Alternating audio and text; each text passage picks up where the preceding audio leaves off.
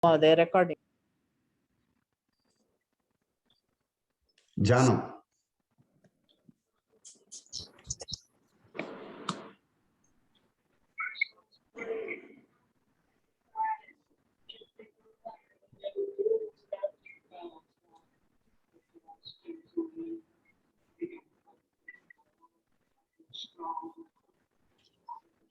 Oh.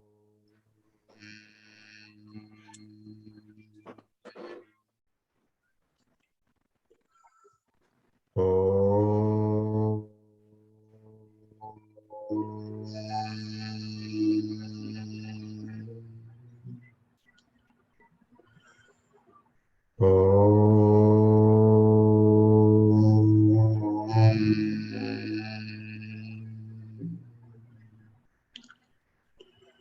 Ganana Antva Ganapatigum Havamahe Kavin Kavina Upavasravastamam Jyeshtarajam Brahmanam Brahmanaspadana Srunvan Utaviseda Sadhanam Om Mahaganadipataye Namaha Pranapno Devi Saraswati Vaje Bhirvajinivati Dhinamavatriyavatu Om Mahasaraswatye Namaha Harihi Om Asato Ma Satgamaya Tamaso Ma Jyotirgamaya Mruchorma Amurtangamaya Om Shanti Shanti Shanti Matrudevo Bhava Pitrudevo Bhava Acharya Devo Bhava Atithi Devo Bhava Om Guru Brahma Guru Vishnu Guru Devo Maheshwara Guru Sakshat Param Brahma Tasmai Sri Gurave Namaha.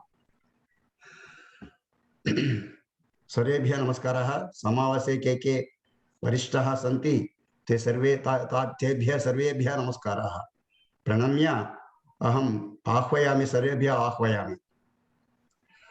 Dr. M.L. Raja Mahodaya Swagatam Adya Sambhashanakarta Asti Dr. M.L. Raja Mahodaya Swagatam Vyaharami. Namaskara. Veda Samskruti Samiti started in 2011 in an initial way and taken full-fledged registration in 2016 as in Telangana state government. And we have conducted 2 seminars on Sanskritam and Samskruti and Sanskritam and Bharati Kala Vaibhavam. And also they conducted the Rajiv Malhotra book reviews and other things. And later our main motto is to propagate Sanskritam along with associating Sanskrit Bharati. So Sanskrit Pracharam is going on. And in addition to that, the main motto of Veda Samskruti Samiti is production, preservation of Veda Samskruti, the intellectual property of the Bharatavarsha. So in that process, in this year, we have taken the action plan. First one is to Sanskritam. Second one is to give lectures on preventive medication systems. Third one is education systems. Fourth, new education policy and implementation of Sanskritam medium schools. And fourth one is Charitra. And fifth one is the coordination of among the Sanatana Dharmic associations. And fifth one is making everybody public aware of the voting rights and voting pattern and unity of among the citizens. With these items, we started the webinars in November 2020. And this is the 36th webinar going on now. In this Charitra series is 15th one. And till yesterday, we have Dr. Srinivas Prasad Kilambi, lectures on Bharata, dating of Mahabharata war and Vedas. And now we are starting with another important person of our society, Dr. M.L. Raja, who has written various books on and a lot of research he has done on restoring. I'm inviting him to the dais, and in that process, today actually Swami Sadbhijananji is supposed to come and give first lecture on Vedas Vijayana, but due to unexpected these things, she is busy. So I request now our Secretary, Executive Secretary from Tirupati, Lalita Krishna, to introduce the main speaker, Dr. M.L. Raja. Lalita Krishna ji, please start. Yeah. Sarvebhyah namaskaraha. Happy Teachers' Day to all the gurus present here. One second. Please. In that, in our this is very important persons, people are who are called come. Dr. Y. Sudarshan Rao Garu and Dr. Vishalakshmi and Dr. Dr. Giridhar Mamadi has come, and Sarvebhyah Ahvan Yakarami. Dr. M.M. Rao Garu is also supposed to come. He will also come shortly. So with this, I request Lalita ji to proceed ahead. Yeah. Dhanyavadaha Mahodaya. Sarvebhyah namaskaraha. Happy Teachers' Day to all, and also to all the Guru Aryas present here.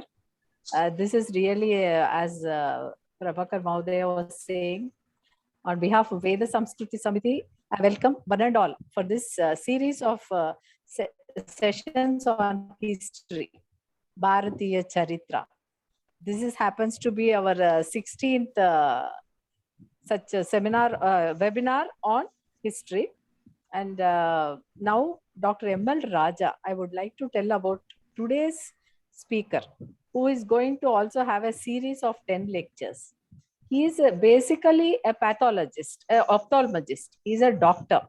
That is by profession, but by passion. He is an historian. He is an archaeologist, epigraphist. And you know, apart from his ophthalmology, basically he's a Tamilian, but he knows Telugu also, and he's familiar with many Indian languages. And he has done enormous research in history. That is the ancient history, especially about the Kali Yuga, based on inscriptional evidences. Whatever he has done is based on inscriptional evidences. So all that, you know, he wants to share with all of us. And, you know, it's really a very great opportunity for all of us, because, you know, he has over this, I think for past 20-30 years, even now he is doing some diplomas and Master of Histories. And, you know, he is doing so many other diploma courses in archaeology.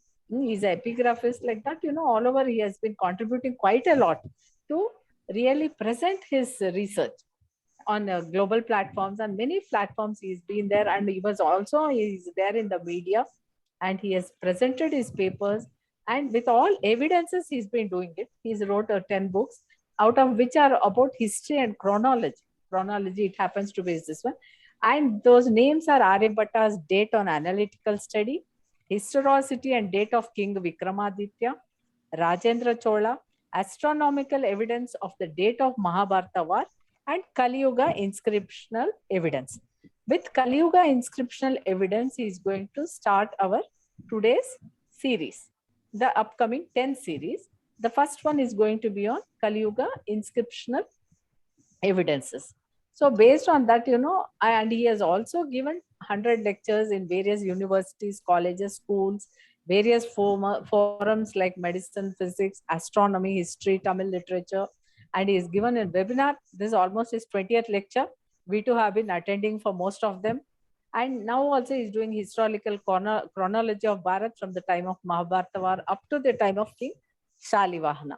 Apart from that, he is very recently, he is also doing some archaeological, this one in, for a archaeological survey. And he is on the board of Alagappa University and many universities, where, you know, in Tamil Nadu, where he is also contributing quite a lot for the promotion of history in our country, and also all over, wherever possible, he is doing a lot of research and presenting himself. And he has agreed to really share what all he has done till now with all of us. I think this is our opportunity, and Veda Samskruti Samiti has created this platform where we all will be able to just listen to what he says, and also we can also interact with him. He's very open to also to our interactions. And today, this Kali Yuga inscriptional evidence, it's going to be in 2 parts. Today, he is going to cover the first part, where he'll be talking about what is meant by Kali Yuga, how the epoch of Kali Yuga is important, what are all the evidence for the year of beginning of Kali Yuga, and why inscriptional evidence is the most important. What are all the earlier inscriptions that are dated in Kali Yuga years?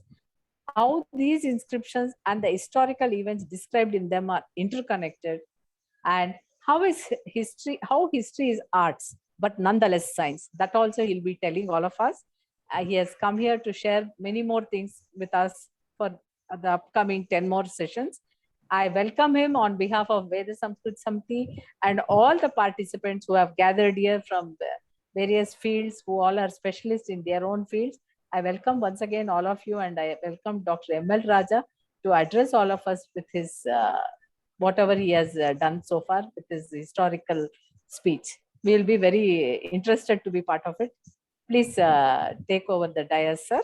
We welcome you again. Namaskar. Thank you for giving the opportunity. Sir, 1 second, sir. Mahodaya, Dr. Leena ji has come, Mahodaya. Will you ask her to say something? Mahodaya? Yes, namaskaram. As per the program, she is supposed to give the introductory lecture. So I request her to start the introductory lecture. Leena ji is an IAS officer retired from Pune. It is our pleasure to invite her here and to give the introductory lecture. Leena ji, please. I'm really sorry to be a little late for this program. Welcome, madam. Thank you. It's a very only yesterday I think we have finished one different series, and today we are beginning with another series. And I'm told Dr. Raja will be delivering this whole series of lectures. It is a very, very important aspect of I feel that earlier before this date, I have not expressed my views on this point in this forum, but today what we see this whole the series of events which is happening in our neighboring countries, two neighboring countries, Pakistan and Afghanistan. They somewhere they ring a bell of caution for us, and something more is happening in a very, very remote country, which is the USA, and what is happening there is something different. But again, that also must ring a bell of caution in our hearts, and I see a very clear-cut connection between the two. I feel we always feel safe when we say that we are a country of 140 crores, and we are the second largest country in the world, the first largest being only China, which is just 150 crores, not very far away from us. And the third largest is America, USA, which is only 35 crores, which is almost 1/4 of our size. So we feel very safe that we are in such a large number. But if we really ponder over it, we are in a very big minority when we consider the whole globe. And earlier also I had expressed my concern over this fact that within our 140 crore population, we have lots of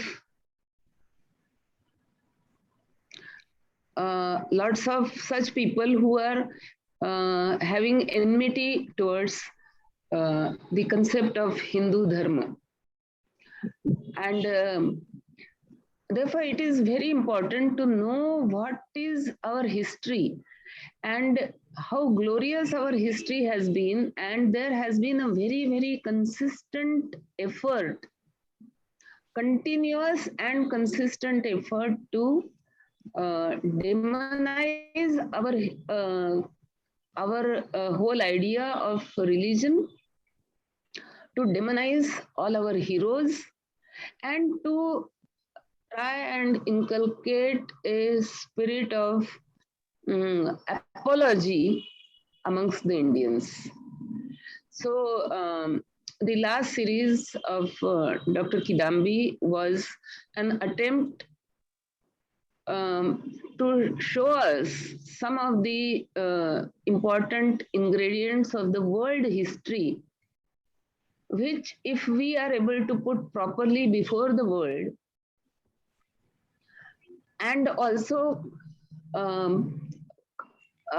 support it by the counterpart Indian history, then there is some kind of a hope to put our side in a more proper manner.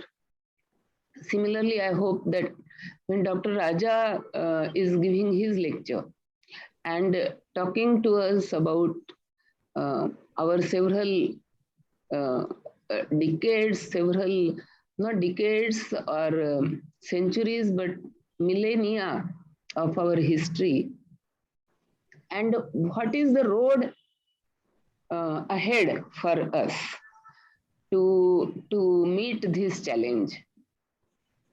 I'm very happy that we have started this kind of a discussion. As I see in the YouTube channel, there are many people who in a very small manner are also raising these concerns and taking up these issues, and from their own side, they are also trying to educate people. And I feel somehow our universities are very much lacking in this. We all have been saying that we need very big changes in our educational system. And there is no point in expecting the government to do so. So we will have to ponder over these issues.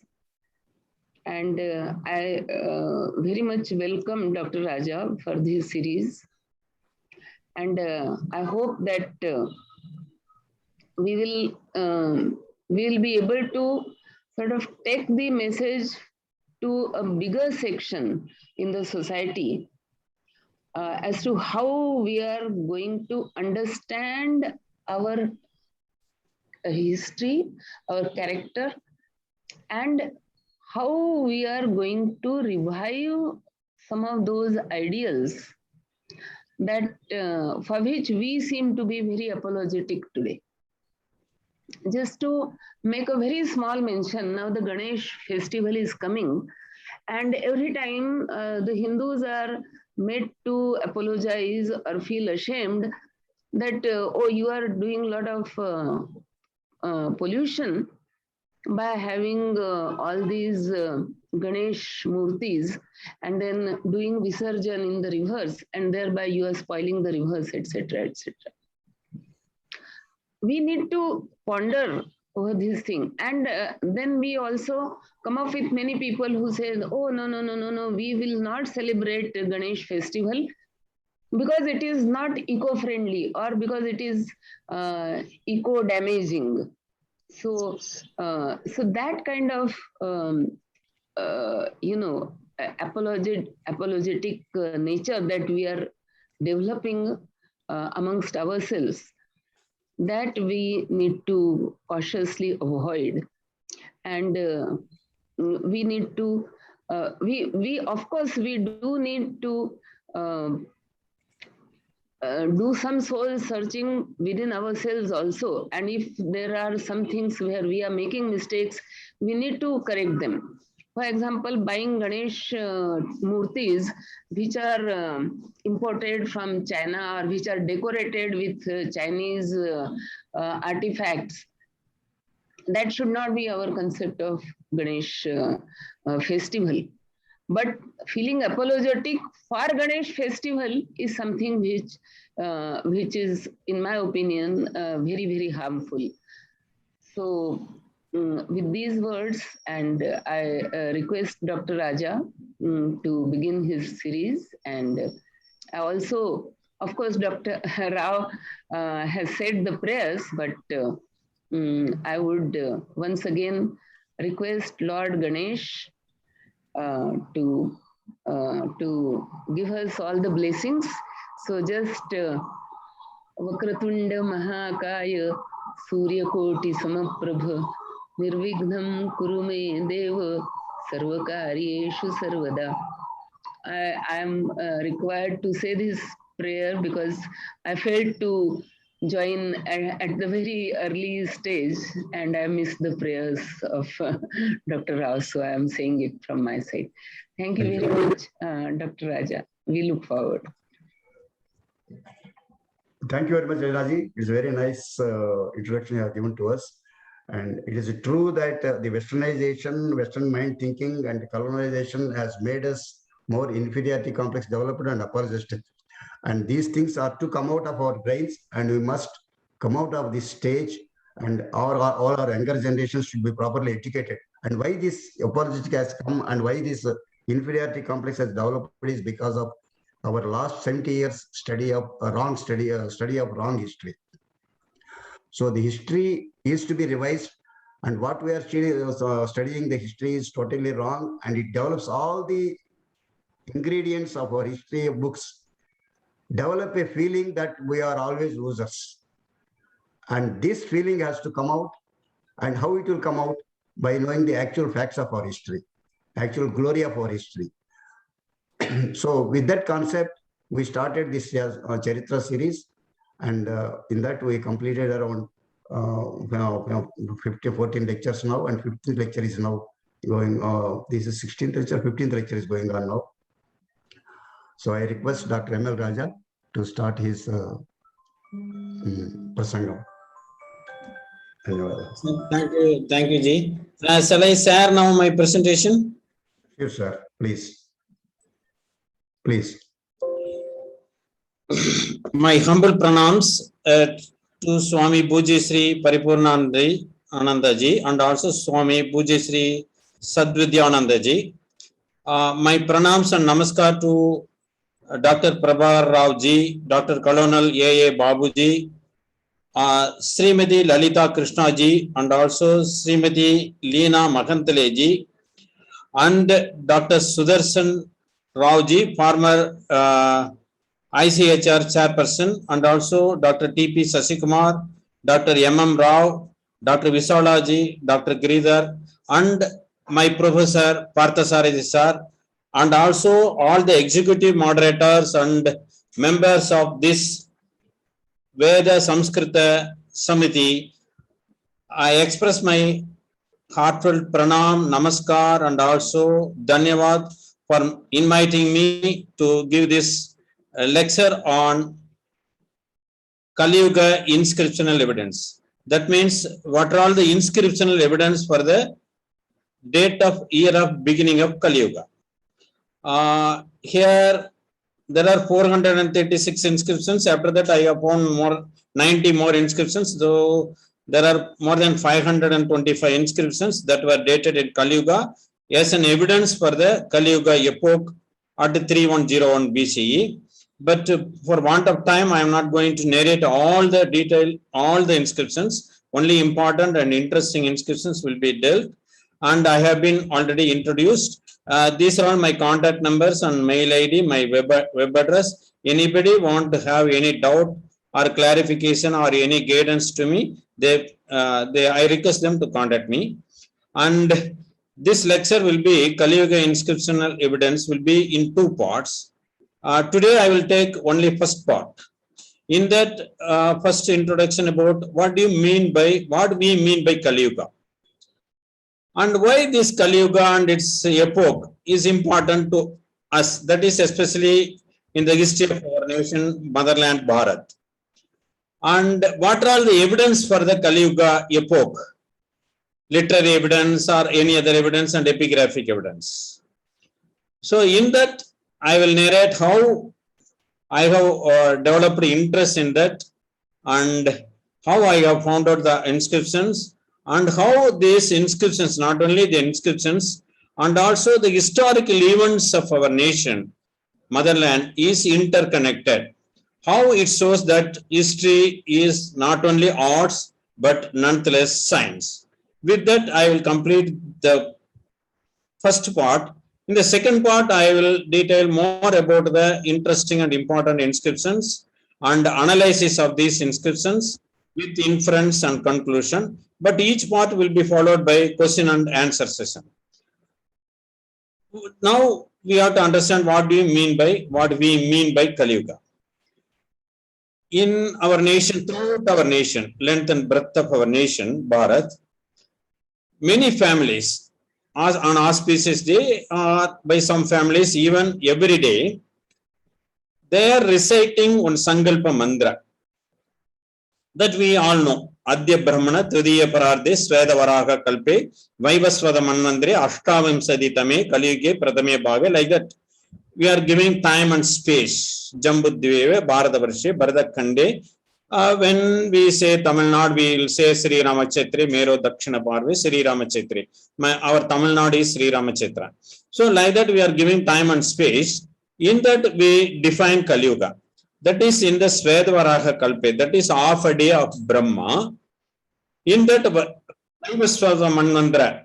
In that, there are 27 Mahayuga were gone. In the 28th Mahayuga, Satya or Krita, Treta and Dwapara Yuga were gone already. And a Kali Yuga started, and we are mentioning how many years were elapsed since the beginning of Kali Yuga. So, with this Sankalpa Mantra itself explain what do we mean by Kali Yuga in the time concept. So, we can understand what we mean by Kali Yuga. And there are many explanations regarding the behavior of the human beings and other things of in Kali Yuga in Purana. We can go there and see. And why this Kali Yuga and its epoch, the beginning year of Kali Yuga, is important to us. Because our nation's history and chronology often counted from the beginning of Kali Yuga. I will give examples. For example, Bhavishya Purana. Bhavishya means which narrates the future. In that, it mentions that King Pramara of Agni Vamsa of Samaveta, he started his dynasty at Ujjain, in the year 2710th year of Kali Yuga. The same Bhavishya Purana mentioned that King Vikramaditya of this dynasty, who started his Vikrama Samvat in 57 BCE, was born in 3000th year of Kali Yuga. That it mentions. So, in that way, Kali Yuga is important.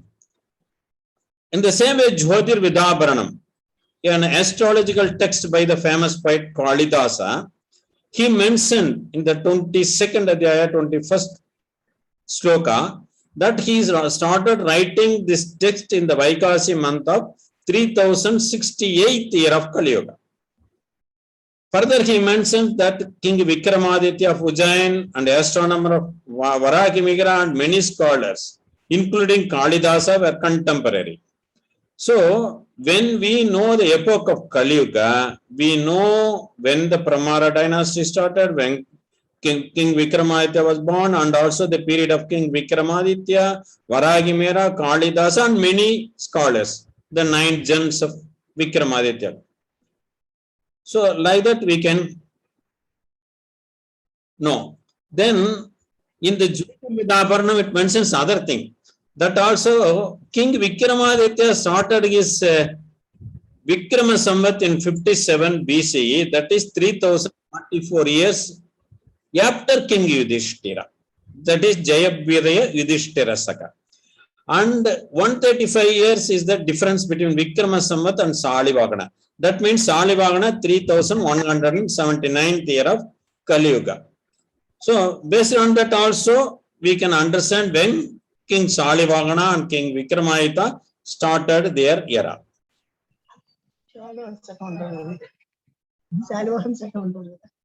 And that is Salivagana Saka, madam. Correct, madam. And Viruddha Garga mentioned in his test, that is the Saptarishi Mandala, that is grade B. Consultation was at Maghanakshatra at Dwapara Kali Yuga junction. Varagimigana, the famous astrologer of our nation, On explaining this sloka in his Brihat Samhita, mentioned that the same Saptarishi were at Magha Nakshatra, same Magha Nakshatra, when Yudhishthira was king. So this Saptarishi will revolve round for, it will take 2,700 years. So we can, from this we can conclude that Yudhishthira was the king at Dwapara and Kali Yuga junction. So the Yudhishthira lived at Dwapara Kali Yuga junction. When we derive that, it will be much useful in deriving the date of Mahabharata war. That also Kali Yuga epoch is important. And Vadeswara Siddhanta, the many astronomical texts of our nation, Sishyadi, Viridhita, Tandra, Fladlacharya, Magha and Laghu Bhaskariyama Bhaskara, and many astronomical texts clearly mention that in Kali Yuga 3179th year, Salivagana Saka began. So with that also we can know.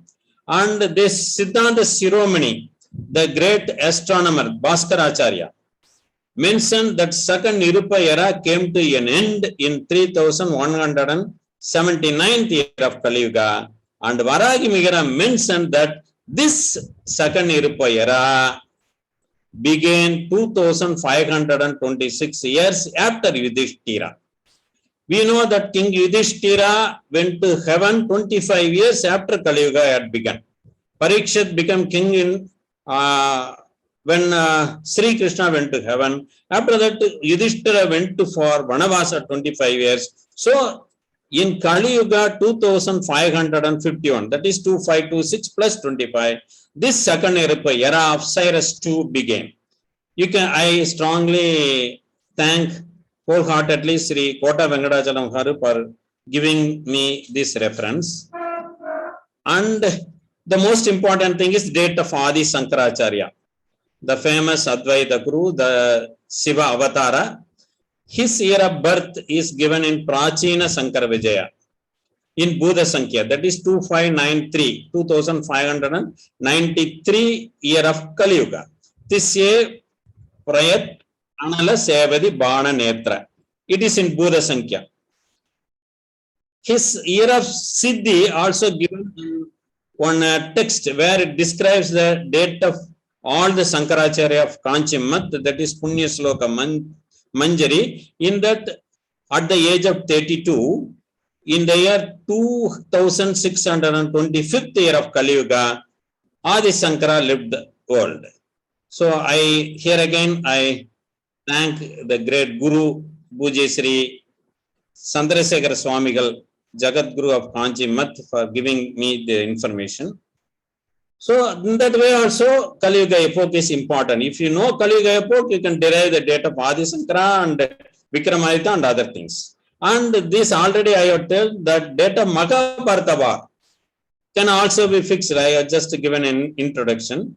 This Mahabharata text of Veda Vyasa in the Mausala Parva, it mentions clearly that is after a period of time, further after this 36 years duration, that is 36 years of Saba by Kandari, using the word Tasyachit Twadakalasya. So, Mahabharata war was fought maybe 36 years or a 36 plus 4 or 5 years. So, with that we can derive the date of Mahabharata war very easily. So, evidence of war at the end of Dwapara Yuga, the internal evidence, here Adi Parva, Mana Parva, Shalya Parva, Mausala Parva, Santi Parva, Mahaprasthanika Parva, Sri Parva, Bhishma Parva, and other Parva, Sargaravakadana Parva, everything mentions that the Mahabharata war was fought at the tag end of Dwapara Yuga, and the Kali Yuga was at the doorsteps. It was clearly mentioned in Bhishma Parva. So that with that we can derive the Mahabharata year also. And why Mahabharata date is important and Kali Yuga date is important? Because Vishnu Purana, Matsya Purana, Brahmanda Purana, Vayu Purana, and the Srimad Bhagavatam, in this Adhyaya, in this Loka, they clearly mention the chronological order, the historical chronology of kings of various dynasties, that is Ikshvaku dynasty, Magadha Empire and Pandava dynasty and their contemporary kings who ruled our nation from Mahabharata war up to Gupta period. So with that also we can derive the chronology of later period after Mahabharata war up to Gupta period. Kali Yuga Raja Vriddhanta is an important text. It gives in detail about all these things. Kali Yuga Raja Vriddhanta mentions that when Sri Krishna left the world, Kali Yuga had begun. So from this Ikshavaku dynasty and Magadha dynasty, we can fix the Gautama Buddha date also, because he was contemporary to Bimbisara and Ajatasattu of Shushunaga dynasty of Magadha Empire and was the 24th prince of Ikshavaku dynasty from Mahabharata war. So that also can be easily fixed. In that way, Kali Yuga epoch is most important.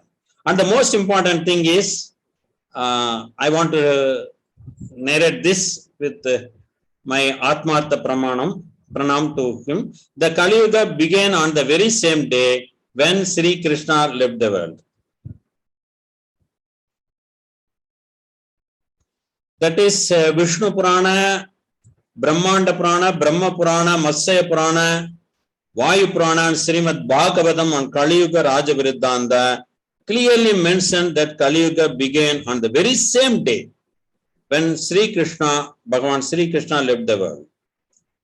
So another interesting thing is Brahma Vaivarta Purana, Mahapurana, in the Krishna Janma Kanda in the 129th Adhyaya, in the 18th sloka, Brahma himself mentioned that 125 years have passed and now you are proceeding to your divine abode, deserting the earth. That means Sri Krishna was with us for 125 years. So we know when he left for Vaikunta, and with that we can calculate 125 years we can add. We can define Sri Krishna's Janmashtami also, which year.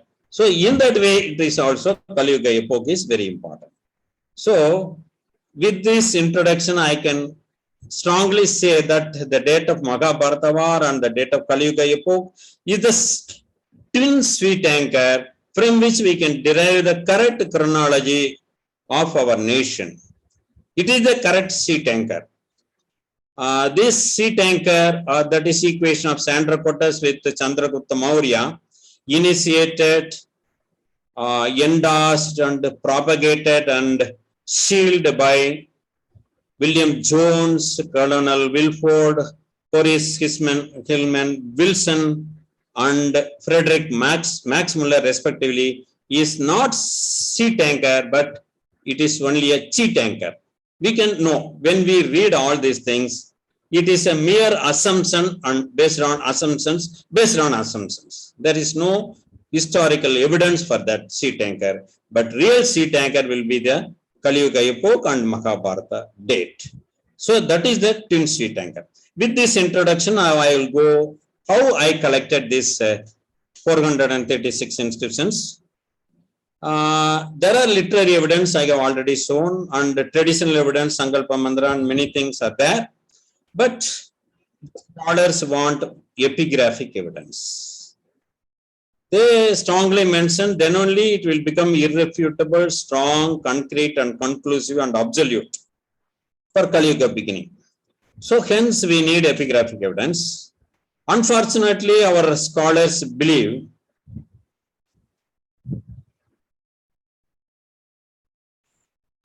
that only a very few inscriptions were dated in Kali Yuga, that is less than 10.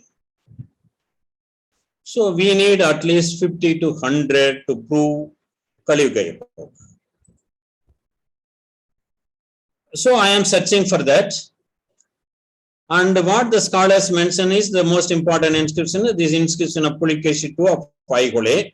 Except for this single and a few more epigraphic evidence, various texts are almost silent on any other evidence for inscriptional evidence for Kali Yuga. But 2 years back, I read an article through internet that there is an inscription by Chola king. Chola kingdom is the Kaveri Delta area kingdom in Tamil Nadu. And its great king is Parandaka Chola Chakravarti. In his year, there was an inscription dated in Kali Yuga 4044. That author couldn't give further details, but I read more than 50 books on Chola Kingdom, and finally I thank Sir S.R. Balasubramanian sir for writing that book, Early Chola Temples. In that he mentioned that inscription is at Viluppuram near in Tamil Nadu, Sri Sivalokanatha Temple, Gramam, a village known by Gramam. So I went there, and my happiness have no bounds. I found that inscription, I take photocopy, and then I started searching for more inscriptions. It gave me immense confidence. I have visited many temples and other places, and I have read more than 250 books on inscriptions. Finally, Lord Krishna blessed me that I have found 436 inscriptions that were dated in Kali Yuga. So I compiled all these inscriptions in a book called Kali Yuga Inscriptional Evidence, and by these titles I have discussed all these inscriptions. So I will now narrate a few inscriptions today, 6 or 7 inscriptions, how they are interconnected, how our history is science. That I will narrate. With that I will conclude. So the first most important inscription is Eiffel Inscription. It is at Megudi Temple in Eiffel village in Karnataka state. It is a Sanskrit poem. The king is Pulakeshi II of Western Chalukya Badami. There are 2 Western Chalukya, one who had capital at Badami, another with at Kalyani. So in that inscription it mentions that after Mahabharata war, in the year 3735th of Kali Yuga and 556th year of Sakara, this epigraph is inscribed. So the inscriber Ravi Kirti compared himself with Kalidas, and that is also another important thing. And this inscription mentions the defeat of Harsha Shiladitya at the hands of Pulikeshi also. We all know that Salivagana Saga began in 78 Common Era. With that, we can prove that Kali Yuga began in 3101 BCE. Because Salivagana Saga means 556 means 634 Common Era. So this is 3735th year. You can calculate, and it gives 3101 BCE as the beginning of Kali Yuga era. I thank ASI for using this photograph. And inscription, I already mentioned that the defeat of Stanesh king, that Harsha by Pulikeshi II. It also mentioned in Kentur plates and 11th regnal year grant and Gautam plates of Vikramaditya and many Western Chalukya inscriptions that it mentions clearly that Harsha was defeated by Pulikeshi II, and this Harsha was mentioned by Chinese traveler Huan Shuang in his book and also Siyuki. So both are contemporary as per these inscriptions and also Chinese travelers writing. And this Puram copper plate of Parameswara Varma I of Pallava. Pallava kingdom is a kingdom that ruled Kanjivaram, Chennai and other places in Tamil Nadu, and also Nellore district also of Andhra Pradesh. So the Pallava king Mahendra Varma and Narasimha Varma were contemporary to Pulikeshi II. That was expressed by Puram copper plates. And we know the regnal period of Harsasiladitya, Mahendra Varma, Narasimha Varma. From that also we can prove that the 634 common era of this inscription is within the regnal period of Pulikeshi II. So it directly proves that Kali Yuga began in 3101 BCE. And I just located many inscriptions. Not all inscriptions are shown, location are shown here. You see these inscriptions are from Jammu Kashmir north to Tamil Nadu, Kerala down south, and from Gujarat to Assam, west to east, and many places. So these inscriptions, all 436 inscriptions, are separated by thousands of kilometers, by various languages, various periods, more than 500 or 600 years or 1300 years difference, and also from various dynasties, various kings, various languages. Even then they point on date that I will conclude in the conclusion. So this is another important inscription. This is ornamental inscription, a Sanskrit inscription found in Tamil Nadu, down south of our Bharat. That is an important thing. It mentions Kali Yuga Samvat 3871. And the king name is Jadila Parandaga Pandya. The Pandya king is ruled the southern part of Tamil Nadu. And his father is Maravarman Rajasimha, whose regnal period we know. He defeated the western Ganga king, who ruled Mysore and other area, Sri Purusha, and also the Chalukya king Kirtivarma II, whose regnal period also know. He is from Badami capital. And this Kirtivarman II in turn was defeated by Rashtrakuta king Dandi Durga. At the end of Western Chalukya Badami kingdom and the beginning of Rashtrakuta kingdom. And this Dandi Durga had good relations with the Pallava king, King Nandivarma. The Chalukya kingdom is a kingdom that ruled southern part of Maharashtra, and even you can say for Maharashtra and Karnataka. And Rashtrakuta kingdom after Chalukya Badami, before Chalukya Kalyani, so they also ruled the same area. We should understand that. So from this also we can prove that Kali Yuga Samvat 3871 proves that Kali Yuga began in 3101 BCE. And the most important thing is this genealogy of Badami Chalukya, Pallava, Rashtrakuta are detailed in this copper plates, that is Kendur plates and 11th regnal year grant of Kirtivarma II of Badami Chalukya, and Udayendram copper plate of Nandivarma III of Pallava kingdom. Pallava I already told around Madras area, Chennai area, and Samangad copper plate inscription of Dandi Durga, Mayurkandi copper plate inscription of Govinda III, and Telagan plates of Krishna Raja all belong to Rashtrakuta dynasty. And the most important thing is the Velvikudi copper plates of Parandaga Pandya, whose inscription I have shown 3871. So these 7 copper plates clearly mention, clearly show, strongly prove that Kirtivarman II of Chalukya Badami, who was 5th king after Pulikesi of Aighoda inscription 3735, and Dandi Durga of Rashtrakuta, Nandivarma II of Pallava, and Maravarma Rajasimha Pandya, the Pandya king, the father of King Jadila Parandaka of Animal inscription of Kali 3871 were contemporary.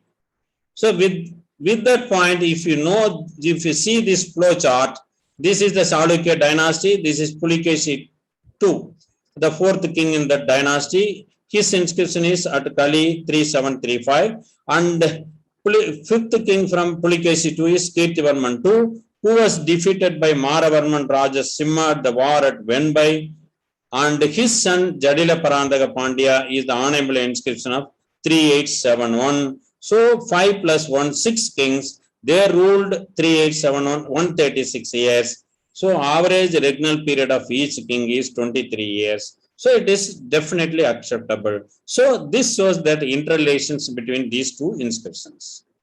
And this is the Anamala inscription. It is in Tamil Grantha, language is Sanskrit. You can see Tamil Grantha letter Kali Yuga 3871 here. This is Kali, Tamil Grantha. So this inscription and Aighoda inscription shows that the regnal period of Pandya king Jadila Parandaka and Pulikesi II and their inscriptions are corroborative to each other. That we should understand. Then coming to the Gramam inscription, which started all these things, first site I visited, it is on the Sivalokanatha temple, Shiva temple near Tiruvennai Nallur, a famous place near Viluppuram in Tamil Nadu. That is 170 kilometers from Chennai down southwest. It is in Sanskrit. Again, Sanskrit inscription in Tamil Nadu. The king is Madurai Konda Kopparagasri, that is Parantaka Chola Chakravarti, whose regnal period we know from other inscriptions. And the most important thing in these inscriptions, it mentioned Kali Yuga year as 4044. Not only that, it mentioned how many days were elapsed since the beginning of Kali Yuga up to the day of construction of this temple, that is 14,77,037 days. If you divide it by the average days, either modern estimation or as per the estimation of Maria Bhatta, it will give exactly the Kali Yuga year 4043.83647, that is 4044th year. So this shows our ancestors, they know the time calculation, exact time calculation, calendar, and they know the average number of days per year. So their knowledge is immense, and we should be proud of our ancestors. That we should understand. This is the inscription. This is Sanskrit portion. This is Tamil portion. Sanskrit is written in Tamil Grantha. That is one important lipi that was used in Tamil Nadu to write all Sanskrit. This is the Tamil portion. See, this is the Ka. This is Li. This is U. This is Ka. This is Kali Yuga Varsha Nalaayarathi in Tamil Nadu. Tamil. Okay, so it clearly mentions Kali Yuga inscription. So another important inscription is Sri Mushram. Sri Mushram is a famous Varaga Swami temple place. It is near Chidambaram, the Nadarajar temple place in Kadalur district in Tamil Nadu. The inscription is in Tamil, Kali Yuga 4060. It was inscribed during the Chola King Sundara Chola Chakravarti and his son Crown Prince second Aditya. And we know the regnal period of Sundara Chola Chakravarti. He was the grandson of this Parantaka Chola Chakravarti. And from that we can conclude that Kali Yuga began in 3101 BCE. This is the inscription in Tamil language, that is in Om Kali Yuga Varsham Nalaayaratta Arubadavadu in Tamil language. So I because I got taken the photograph, so I used it in my front cover of my book. And then Uyakandan Tirumala inscription, it is in Tiruchirappalli, that is 320 kilometers southwest of Chennai in Tamil Nadu. It mentions the year Kali Yuga 4080. Not only that, it mentions Salivagana Saga year 901, and it was issued during the regnal period of Uttama Chola. Uttama Chola is another grandson of Parantaka Chola Chakravarti who came to power after Sundara Chola Chakravarti. We know his regnal period. So based on this Saga era and his regnal period, from this date we can conclude that Kali Yuga began in 3101 BCE. And this is Tiruvadai Marudur inscription, important place near Kumbakonam. There is Mahalinga Swami temple, that is Shiva temple.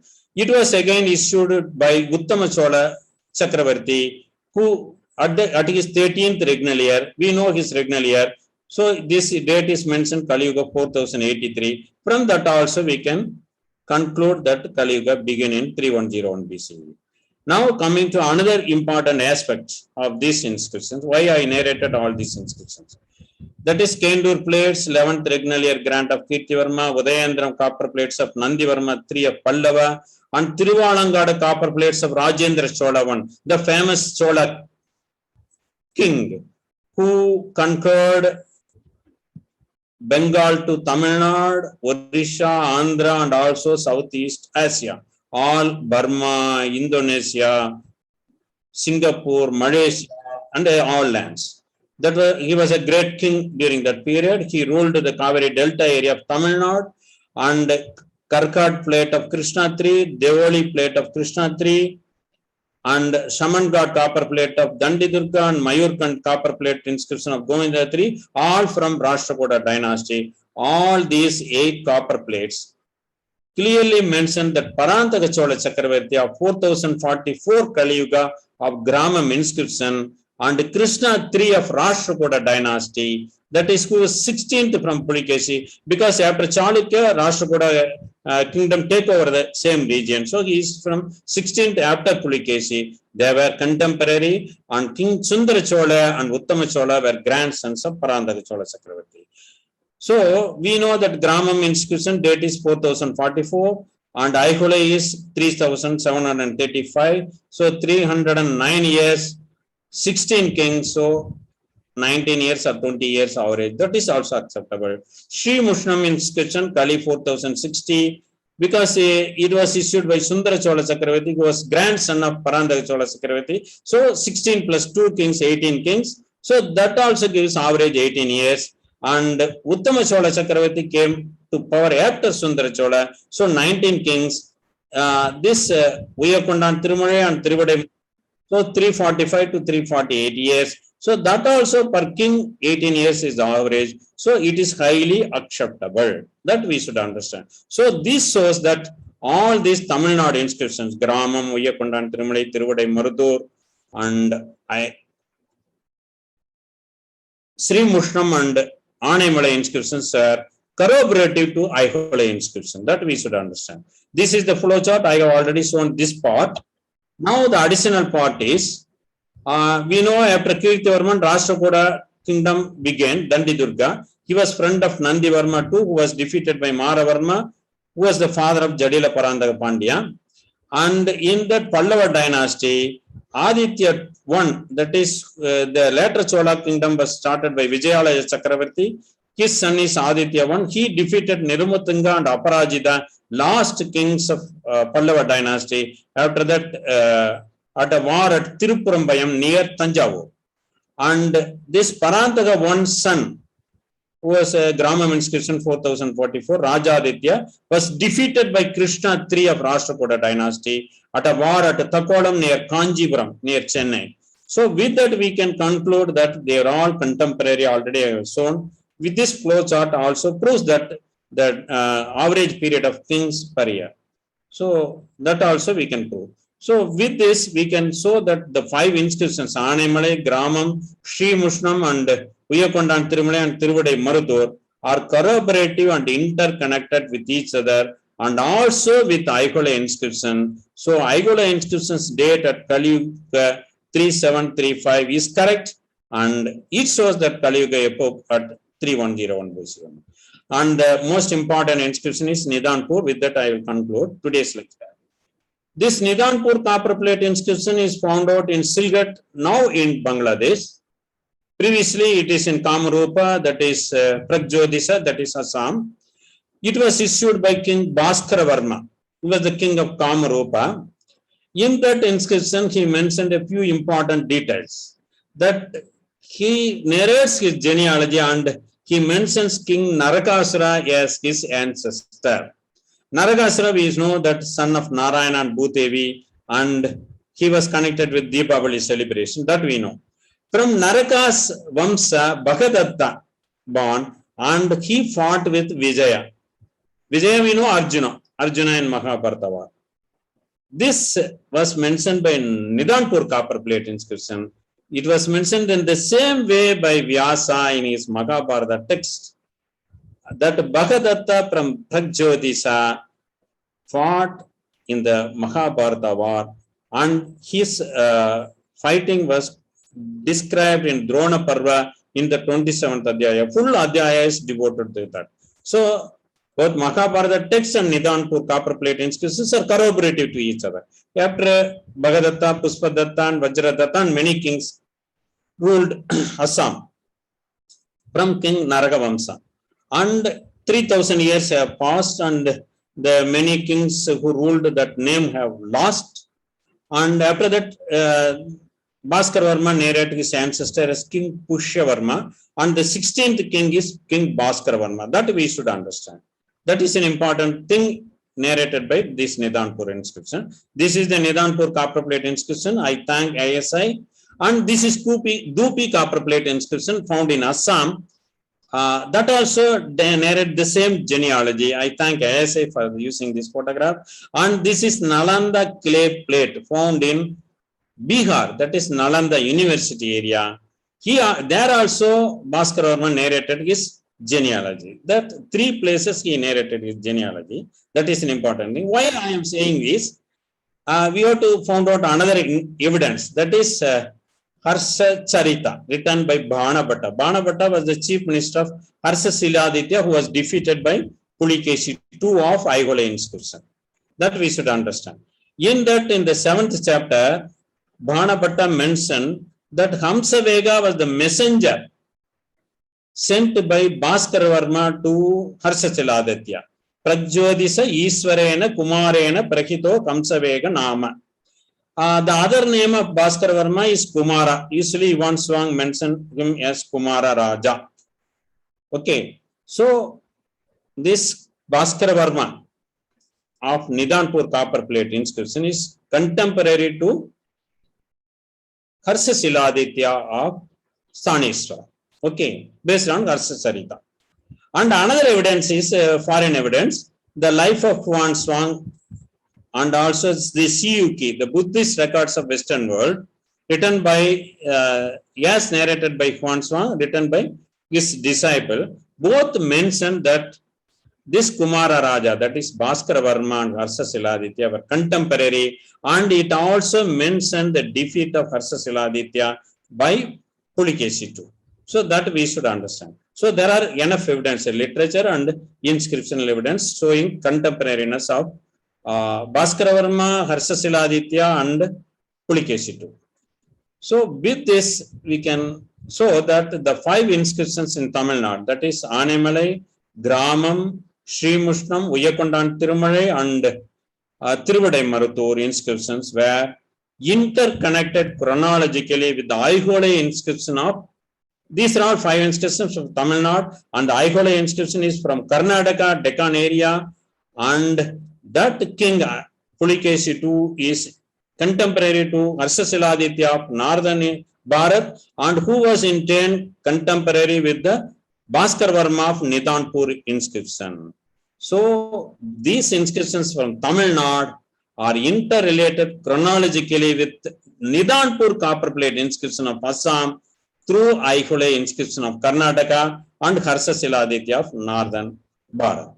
See, these inscriptions are here. They are interrelated and interconnected to the inscriptions here. This is far east. This is down south. Both are interrelated. Difference is more than thousands of kilometers. Language is different. Kings and dynasties were different. They are interrelated, interconnected through Aihole inscription of Karnataka, Maharashtra, and also the king of northern Bharat. So with this, we can infer that one thing I want to tell, there is interconnectivity, relationship between all parts of this nation. And in that, I want to say one quotation from quantum physicists, that is nuclear scientists. They often say, there is an inseparable quantum interconnectedness between all particles in this universe. Quantum physics is the advanced science in modern days, and the quantum physicist is saying there is inseparable. We cannot separate. Quantum level, that is at the minute subatomic particle level, interconnectedness exists between all subatomic particles. Neutron, proton, teton, many muon, electron, many particles. They are interrelated and interconnected, and this interconnection is at the quantum level, and it is inseparable. From these 7 inscriptions also, we know that in history also, there is an inseparable chronological interconnectedness that exists between all historical events of our holy nation. That we should understand. So, we can apply the quantum physicist quotation to history also. So, history is arts, but nonetheless science. Why? History gradually become more and more scientific due to the advancement in science and technology in historical research. To find out chronology and events and everything, we are using more scientific technology now. Further, I want to add one more point. The various dynasties which ruled various parts of our beloved nation had either martial conflict or marital relationship, or sometimes both between them. I can give you an example. At the war at Venbai, the Rajasimha, Maravarma Rajasimha Pandya, was the father of Jadila Parandaga Pandya for Anemalai inscription. He defeated the Western Ganga king who ruled Mysore area, Sri Purusha. There is a martial conflict. But what happened after that war? This Rajasimha Maravarma asked his son Jadila Parandaga Pandya to marry the daughter of Sri Purusha of Ganga dynasty. They did war and also they married, become Samandi. So marital conflict are there, martial relationship are there, sometimes both are there. So every dynasty, every historical event in this nation, interrelated, interconnected, interwoven, and nothing is separate.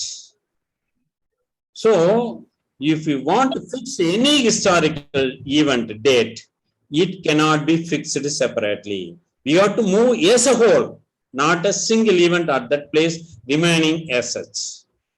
So no historical event can be either pushed backward or forward separately, because everything is interrelated, interconnected, and interwoven. This applies to the date of Mahabharata also and all the historical events. If you derive Mahabharata date, it should be corroborative to the Vikram era, Salivagan era, and Saptarishi era, and many era, Madavakanasaka, and many historical events that happened after Mahabharata war, the chronology of Magadha kingdom. Like that, every historical event is interrelated. So we have to understand as a whole thing. The holistic approach is needed. With that request, I now conclude the first part of this Kali Yuga inscriptional evidence lecture. In the next part, I will narrate some of the, not all, some of the most important and interesting inscriptions, followed by analysis of the inscriptions and inference and conclusion of that inscription after the question and answer session also. I thank the Veda Samskruti Samiti, its president, vice president, and general secretary, executive members, and all members, and the great scholars. Though they know more than me, they listened to me patiently. I express my humble pranam and thanks, wholehearted thanks to the great scholars who listened patiently to my lecture on this Kali Yuga inscriptional evidence. Thank you, sir. Thank you very much, Ji. Thank you. Dhanyavad, Ji. Thank you, Raja. Thank you very much. It's very interesting and very very knowledgeable and informative lecture. Now one thing I must say that this lecture has given a boost to our youth to get the knowledge of the various kings that ruled our country. And that is the main thing is required for me, in my view, that our youth should know who are the kings who ruled our country, how many kings ruled our country, whom we are not reading in our history books. And thus, that is very interesting for me with the dates, which date they have ruled, how much time they have ruled. All these things are given here. It's very interesting. In addition to the fixing of the dates and all those things, those and all things, they have got so many other variation aspects of those things that we will see later. But as a dynasty rule and the kings that ruled the country, I am very happy with this lecture to know that so many kings have ruled our country, and these are the type of the preservation they did for our culture, about our history. With this, I request now first I'll introduce our guest now. We have requested our Sodasam Rao Garu, ICHR chairman, ex-chairman, as our chief guest, and then we are also asked one Dr. TP Seshkumar. He could not come today. He was our senior officer in Government of India in work in law. And second one, we asked our Dr. M. Rao Garu, who is present here, is an archaeologist from Swami University, and then Dr. Giridhar Mamidi, then Leela Mehendale, and Dr. KVRS Murthy Garu from Mysore. So many people are there to give their views here, and I request first TP Seshkumar has come, please. Seshkumar? No, Mahodaya, he has not come. He has not come. Okay, then I'll ask Dr. M. Rao Garu to give his views. Okay, sir. Sir, I am here. Yeah. ML Raja's presentation is very, very, very interesting. Hello? Yeah. Yes, sir. I am audible. Okay. Today's presentation is very, very interesting. In fact, it is based on inscriptions. There are many other angles earlier on the same topic with many other aspects this research was done. And the inscriptions is a very, very interesting one archaeologically. So his hard work in tracing out through inscriptions is very laudable. But I believe this is the first lecture, and there will be some more lectures on the same topic, no, sir? Yes, Yes, sir. sir. Second part There will will be be there, sir. There will be 10 lectures like this. 10 lectures will be there. Okay.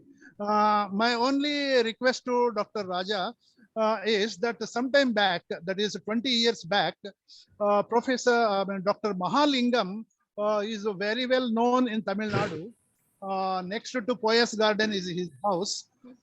He conducted a seminar for 3 days in Vivekananda Hall. In that, Professor Dr. Ramadurai presented a book.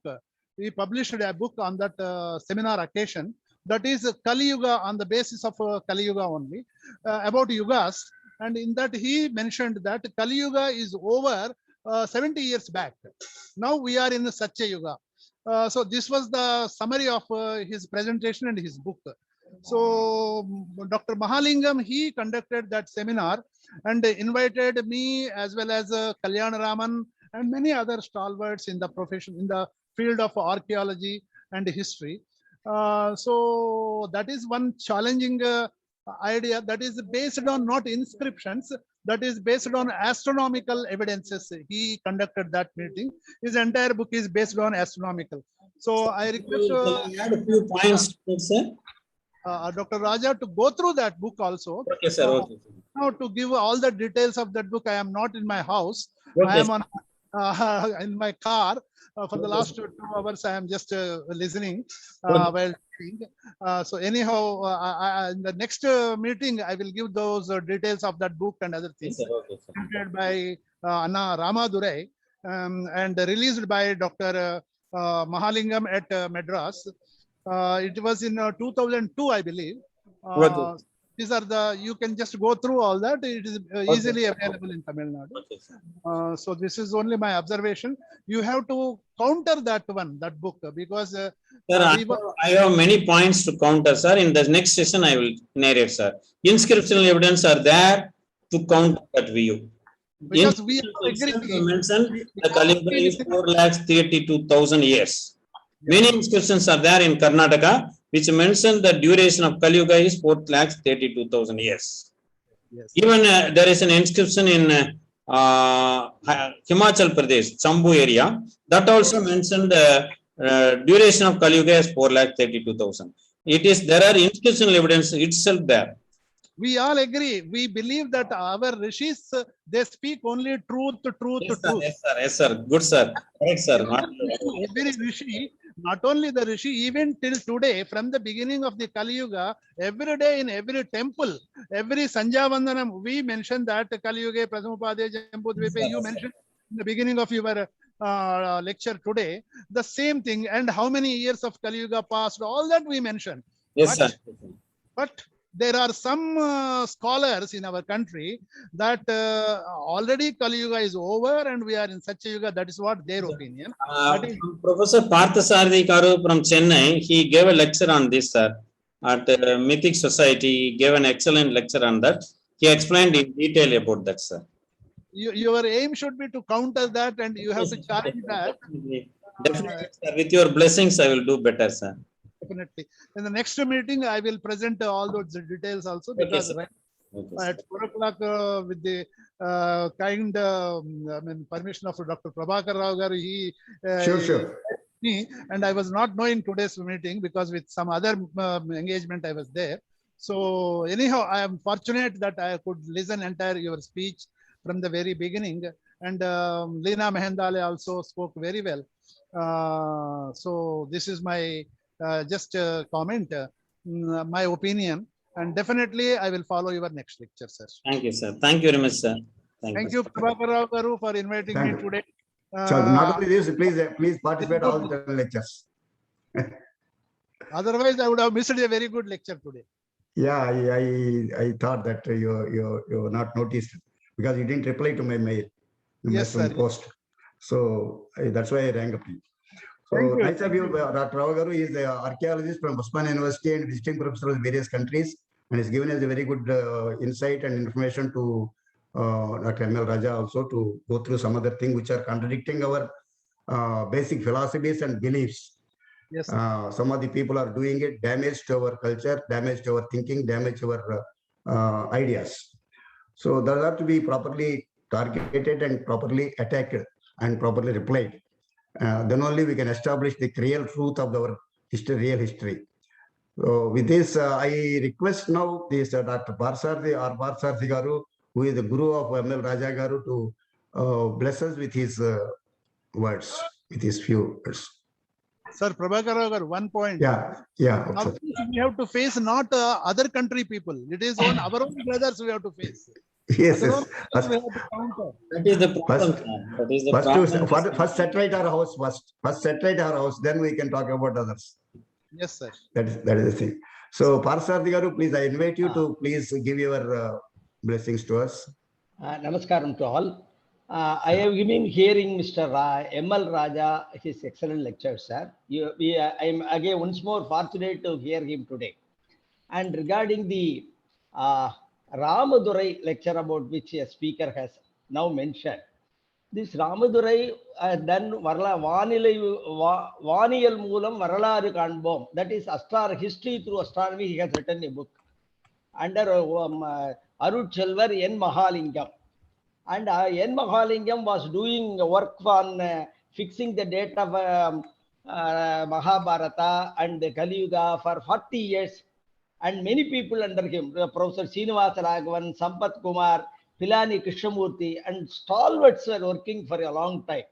And he also fixed the year, actually, in a sheet anchor year as 3101, he has fixed everything. And this Ramadurai wrote a book. But his Ramadurai's book has not been accepted by many people. So N. Mahalingam gave me a project in 2012 to verify the information available or presented by Ramadurai. So I did a project for same N. Mahalingam, and I could see that many of the details given by Ramadurai are not correct. For example, he says, whereas in Ramayana, it is clearly stated that Rama was born in Chaitra Masa in Vasanta Rutu. He says that he was born in autumn season. Like that. And he gives there is one verse in Tamil called Paripadal, where what you call a flood occurrence, incident of flood occurrence in Vaigai River.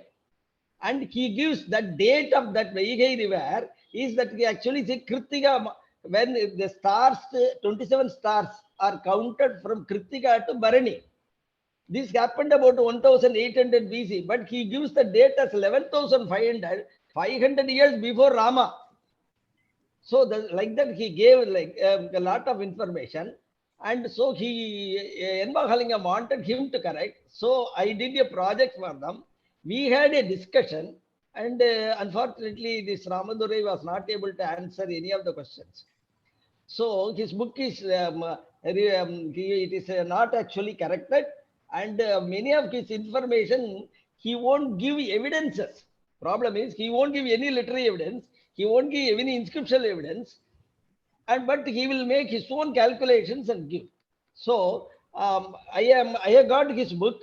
I can share it with Mr. M.L. Raja so that he can present and counter the information. That is one thing. And what Mr. Raja has done is excellent work and most authentic. That's what I would like to share. And because this Ramadurai, because he has done the work and that book is there, and because N. Mahalingam could organize a seminar, All India seminar, to promote Mr. Ramadurai's ideas. Actually, N. Mahalingam wanted the Saptarishi calendar to be reintroduced. That is, so then I told him what will be the difficulties in reintroducing. That is, instead of Kali Yuga, he wanted to reintroduce the Saptarishi calendar in India. That is why he tried to actually get the consents of Chandrasekhara, the Saraswati Swamigal and other people. And he came to Sanskrit College. Incidentally, I am now, actually, I am a professor and a retired professor doing research on Puranas in the KSR, Kuppusamy Sastry Institute, Chennai. And so I have seen his information, and they are not actually not satisfactory. In fact, N. Mahalinga gave me the project mainly to verify, and then I presented to him, but he was very happy. Then he gave the idea to Ramadurai, answered the questions or queries of Professor Parthasarathi. That is how he gave.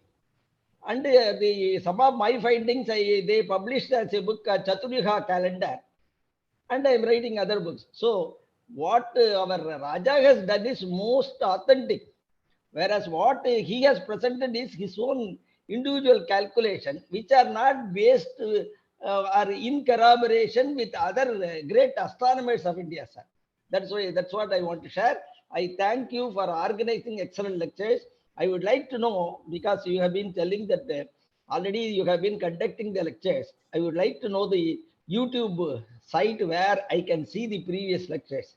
I thank you very much, sir, for giving me an opportunity to express myself, and also I thank you for organizing such wonderful lectures. Thank you.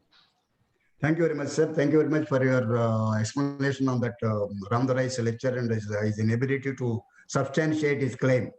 So now we are going to the further details on the issues and in future to establish better facts about it.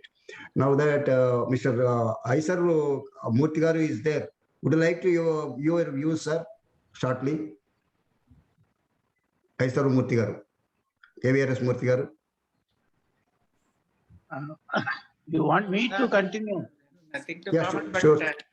but let me congratulate M.L. Rao garu for his wonderful talk, which is giving a lot of information on archaeological evidences of Kali Yuga.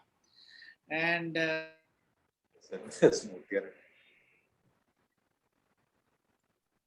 No, not. I'm talking to KVRS Murtigaru.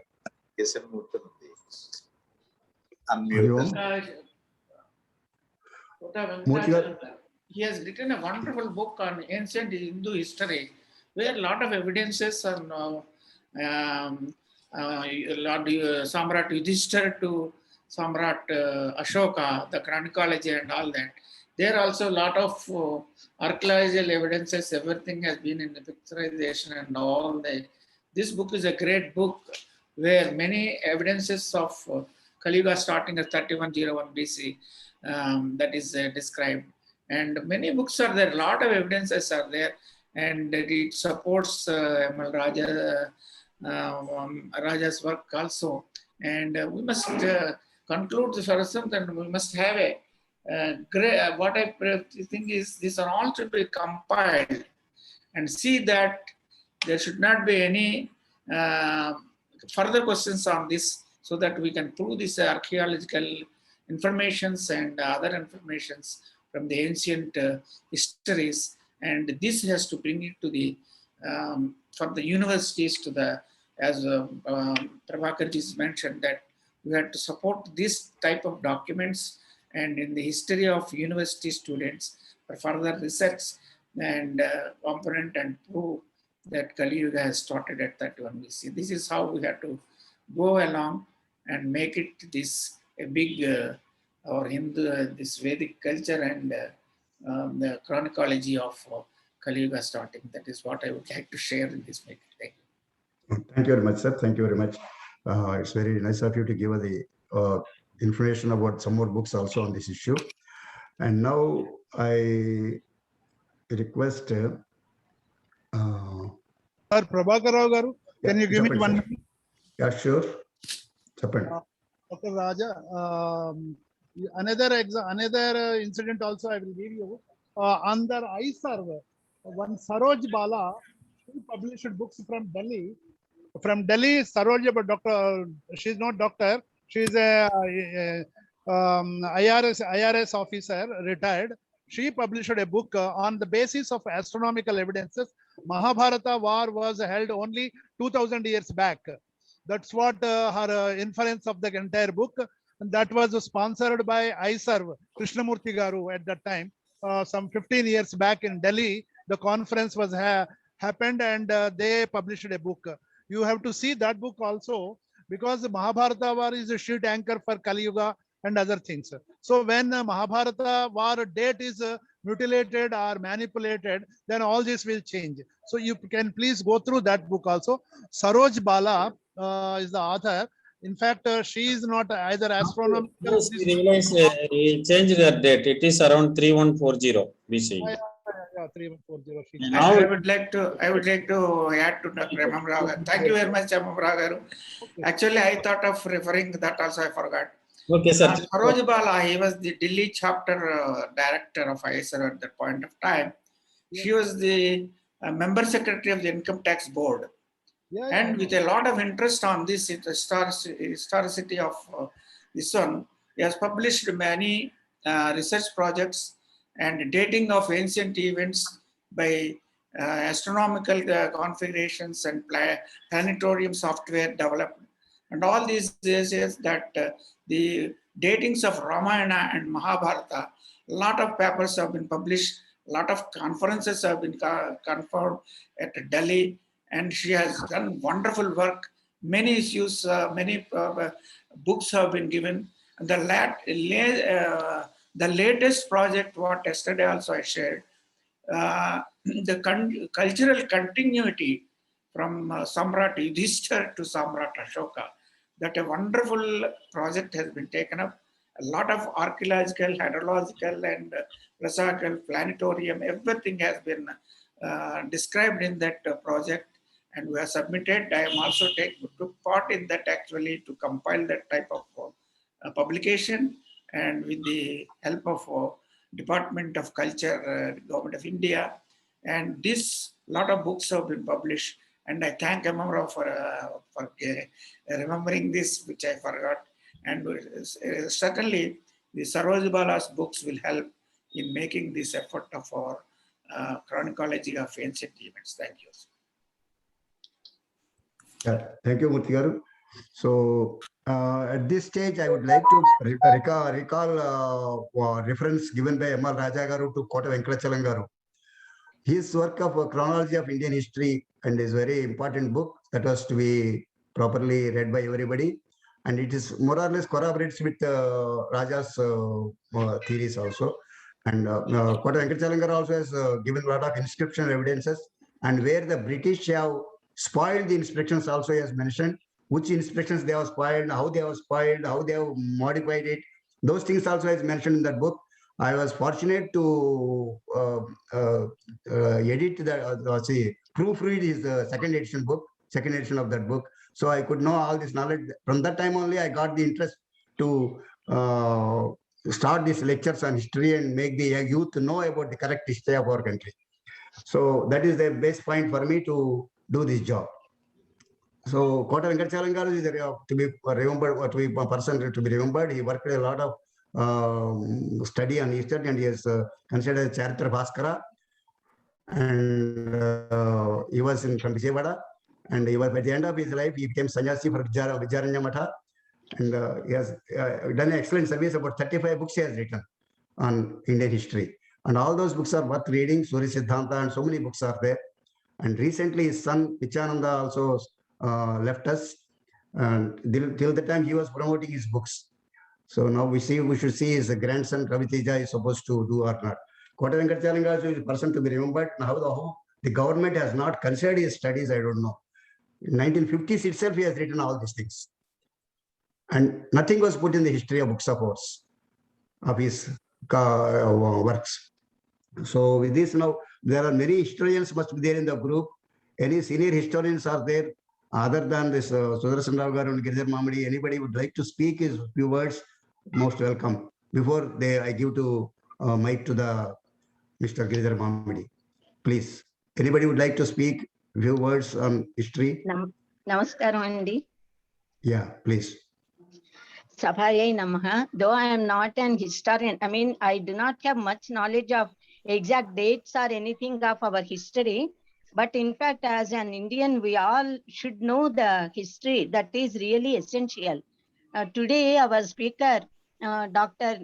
Sri M.L. Raja Garu, he really did a lot of great research on inscriptions, which is very rarely done by anybody, because inscriptions are the evidence to show the fact.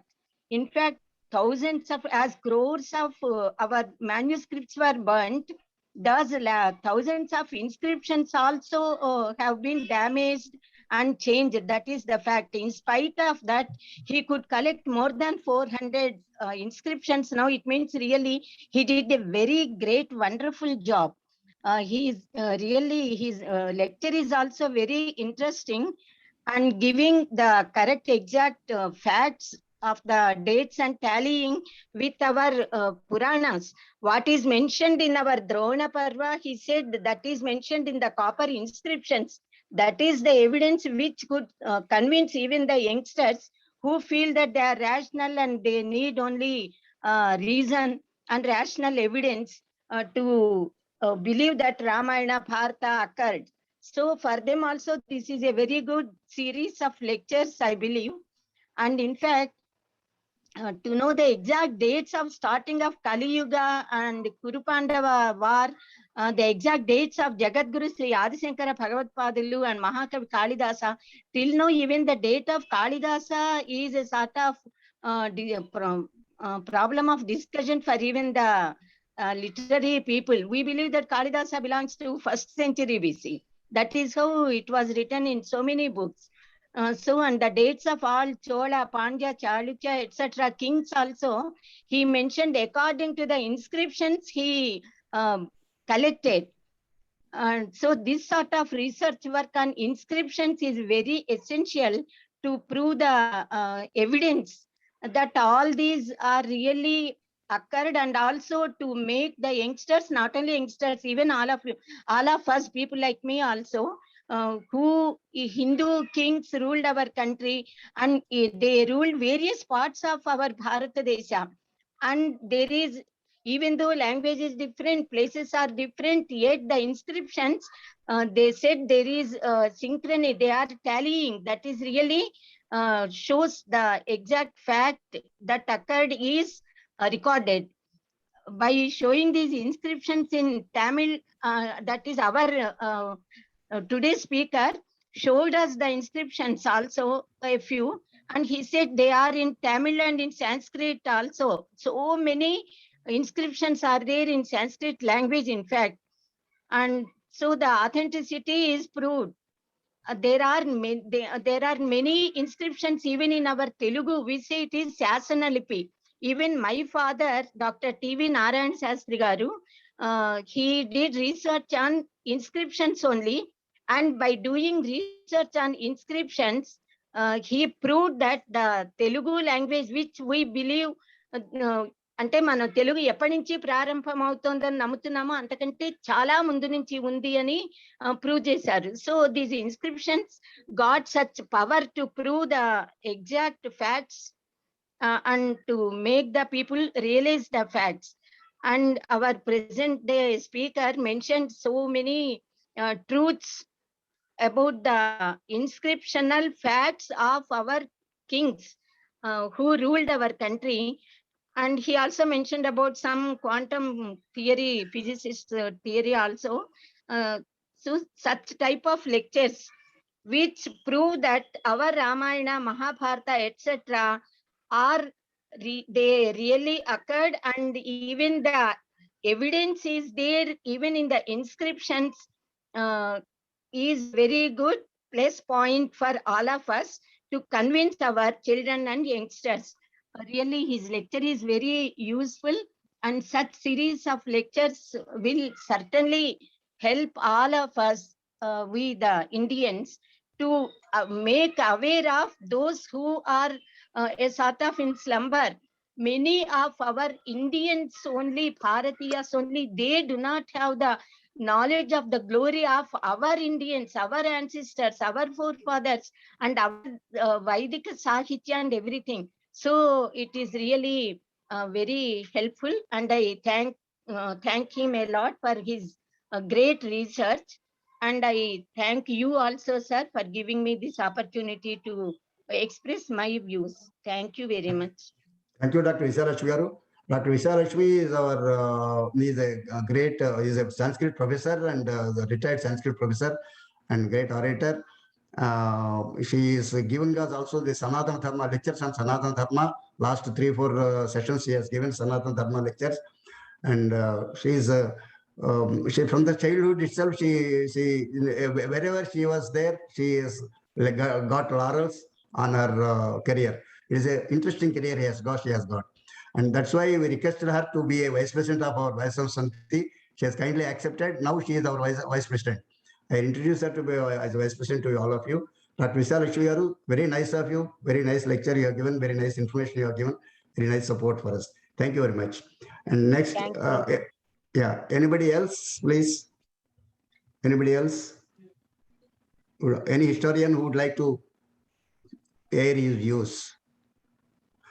Would like to make it an interesting session and an educative session to the younger generation. That's what our view. That's why I'm requesting the seniors to come out and express their opinions and ideas. Okay. So with this now, I request Girdhar Mamidi to take over the mic and please give his views on the history of our and the lecture of Dr. Raja. Girdhar Mamidi, please. Namaste to all. Namaste to all. I'm sorry, I'm in a very bad connectivity place. Excuse me for that. A massive rain here in Bhimli, so there's power disruption and also net is not stable. Sorry.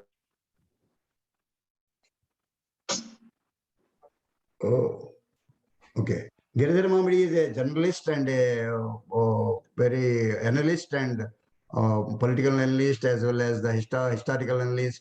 And he visited various places in the country. And he is a secretary of the Prajna Bharati, who is our associate. In fact, I am associating them for these historical lectures. And we thought of doing it in 2018, the historical lectures, together with their Vice President, B.S. Sharma. But we could not do that at that time. Now, we are doing it now on webinar from based on some side. And Mr. Giridhar Mamidi is secretary for that Prajna Bharati and journalist, and he is a continuous, his lectures will be continuously coming in the various YouTube channels. If you hear him, probably he is in a bad shape. So, Giridhar Mamidi, can you speak, please? Are you there? I'll try. Hopefully there will be some time gap before I again get bounced off by the net problem. Anyway, quickly, I think there are multiple sources through which we can get this information. Inscriptions are one source, but there are of course other sources which are, it could be your Vangmaya literature, the books that are there, and then archaeology, then numismatology, and so many other schools of thought have to combine to really decide on the authenticity of this particular problem of dating our ancient events. This is something which has been going. Probably is in a bad place.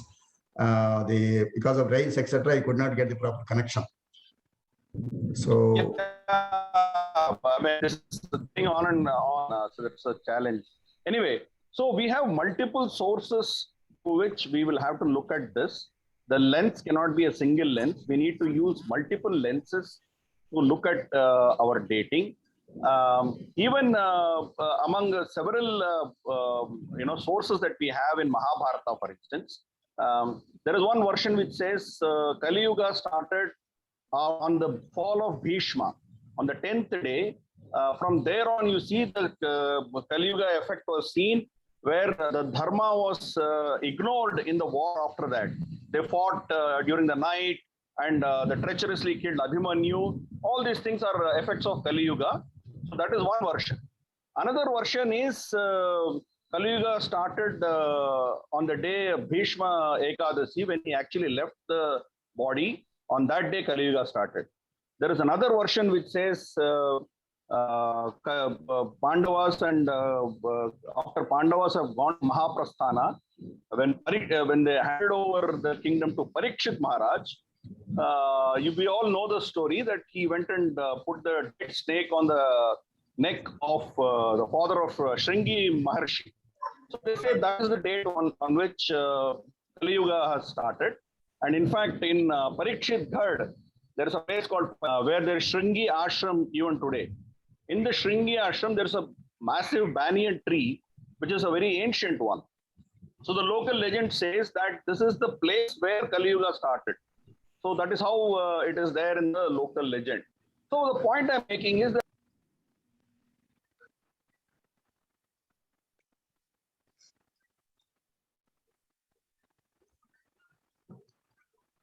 what Dr. Rao has done is wonderful job. The kind of efforts to bring out all these inscriptions, and we also need to look at other sources and other probably ways of looking at it, and probably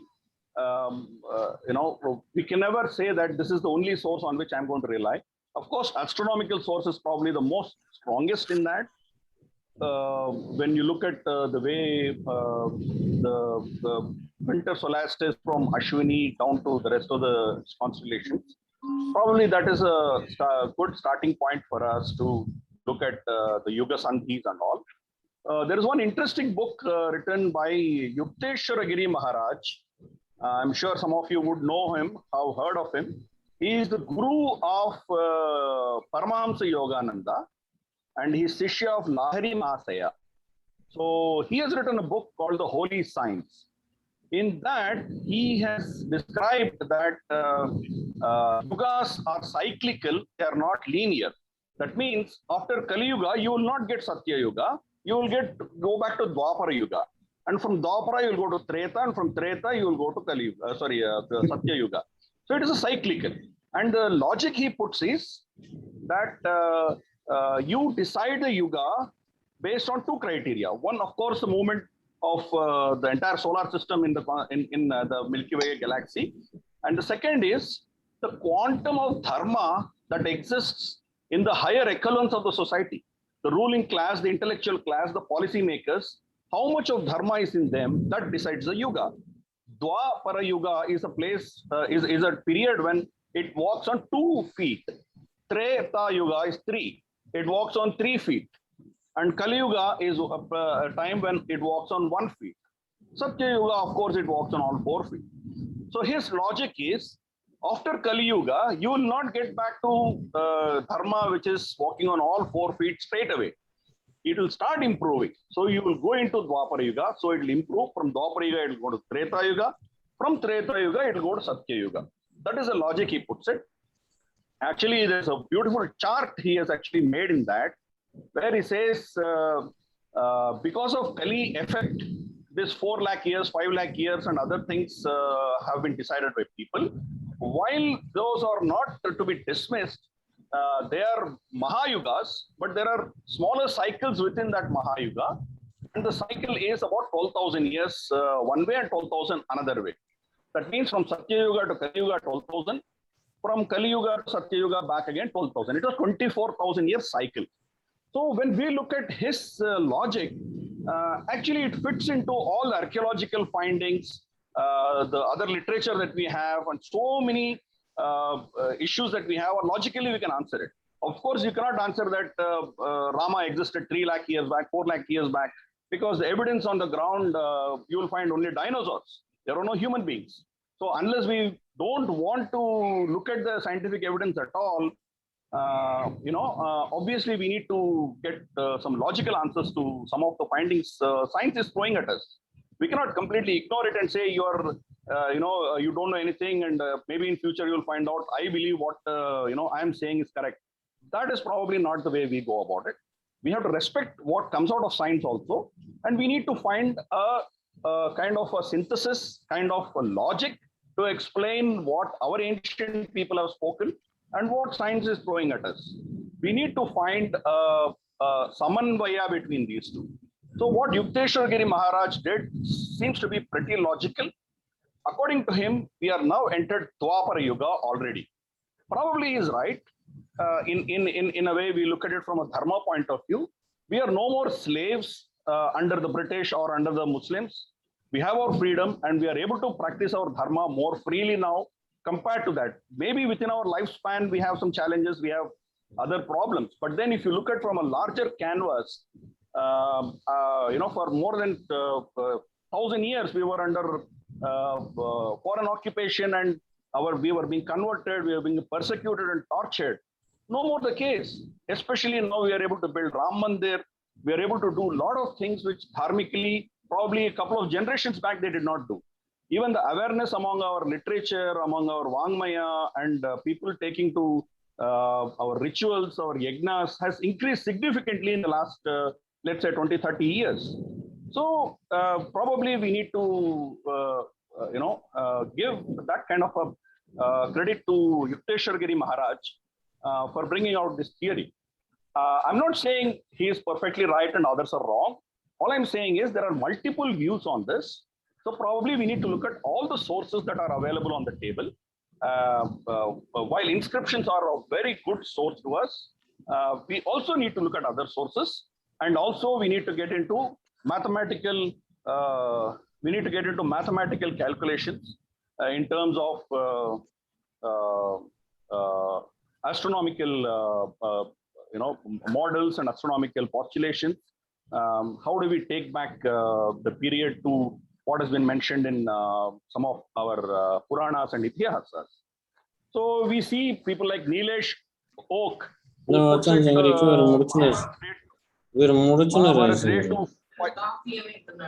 5500 BC to the archaeological finds of B.B. Lal, which puts it closer to 1000 BC.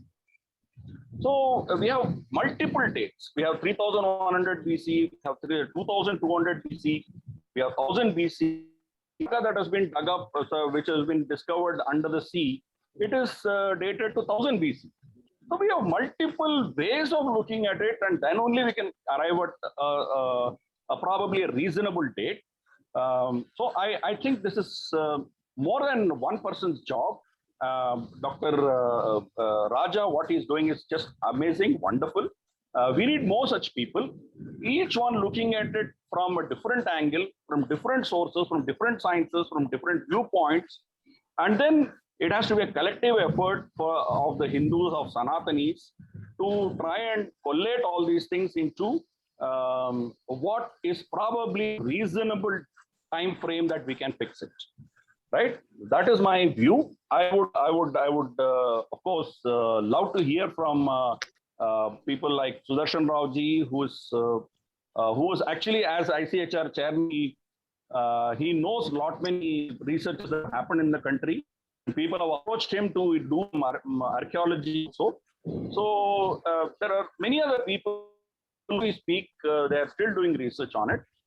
So it's a wonderful thing to see that we are trying to seriously look at our parampara and logically come to conclusions rather than just calling it a mythology. Thank you. Thank you, Girdharji. Thank you very much for good insight you have given to the various options we have and what we should look into before we come into a conclusion. This is correct, this is wrong. So very nice of you for giving a good insight on these things and history aspects of it. As far as this astronomical calculations are concerned, when I read the Koti Venkatacharya books, he has also given very good astrological Saptamarishi Mandala. Based on that, the astrological calculations, and he is also more or less came to nearby the 3101 or 3102. That's what I remember. So he has given the Mahabharata Dharmaraja era, and he has given the Kali Yuga era. He has given a small booklet as also there on him. Eras of Bharat Varsha. Indian eras. Indian eras book is there. In that various eras, he has mentioned about Saptarishi era, Mahavarta era, and all these things, Krishna era, this Krishnariana time, and all those things he has fixed there. So a lot of research was done by him, and that was being ignored by so many days by the government. And many of our people also did not bother to look into it. Now it is coming to the light. I'm very happy on that issue, because why I'm personally happy is because my family is associated with Kota Venkatachalam Garu, and Kota Venkatachalam Garu is stayed in our fields as when he is in Ashrama was from 12 years. He was stayed in our grandfather and Kota Venkatachalam Garu was colleagues. Colleagues means friends. So Kota Venkatachalam Garu has bought some land in our lands, and he built his ashram there and stayed there for 12 years and did research, did tapas there. In Machilpatna, near Machilpatna, Channapuram village, in that village. So from there onwards, he has written the 3 books. So that's why I'm very happy to remember those things. Now I request, before I request Sudarshan Rao Garu to give the concluding speech, I ask one Rajagopalan Swami, Mr. is an expert geologist and nuclear scientist is there, who worked for Baba Atomic Research for the whole of his life, 37 years. I request him to give his views. Namo Namaha. Dr. Raja, ரொம்ப நன்றி. ரொம்ப அழகா நீங்க பேசினீங்க இன்னைக்கு. உங்களோட tata இதெல்லாம் நீங்க சொன்ன இன்ஸ்கிரிப்ஷன்ஸ் எல்லாம் தமிழ்நாட்டில நீங்க சொன்னது ரொம்ப நல்லா இருந்தது. Anyway, I'll switch over to English because most of them may not be understanding Tamil. Please. I am Vasudevan Rajgopalan Iyengar. I am a nuclear scientist. And what you said is that quantum physics has been now evolved. Now it has become outdated a little bit. Now we have come into that stage of very much advanced science where possibly you may be aware that beyond proton, neutron, and everything, there are so many subatomic particles which have been discussed. And unfortunately, you may be aware that if you would have gone through the our Desikachari, Sri Vaishnava Sampradaya, Ramanuja's, this one, Desikacharya's Granthas, he has narrated all the subatomic particles in a much better way. Miss, please go through that one, there wherein he has discussed what we are finding today in the atomic energy, mesons and all those things. Those he has discussed much better way, in a different way, in our Tamil literature, in the Grantham, and as well as in the Sanskrit literature, the Desikacharyas. And what I would like to say that as our Giridhar and others were telling, your inscriptional evidences, absolutely correct. What I, being a computer scientist and a mathematical modeling person, that too from the nuclear field and modern technological field, plus Vedic field, I am from a Swamacharya's family, Vashishta Advaita Swamacharya family from Kumbakonam. So the thing is that with a lot of background on Vedic and other thing literature, I to give lectures on Veda and all those things. What I feel that mathematically, when we analyze all these things, one is called a subjective method. That is called as deductive logic, inductive logic. We can put it in mathematical way. So what inscriptional evidences? We put it as a circumstantial evidences. These things are called as what we call the validity of the circumstantial evidences and the subjective evidences has got in modern science and technology. I will put it word modern technology, which if you accept, then only I am telling.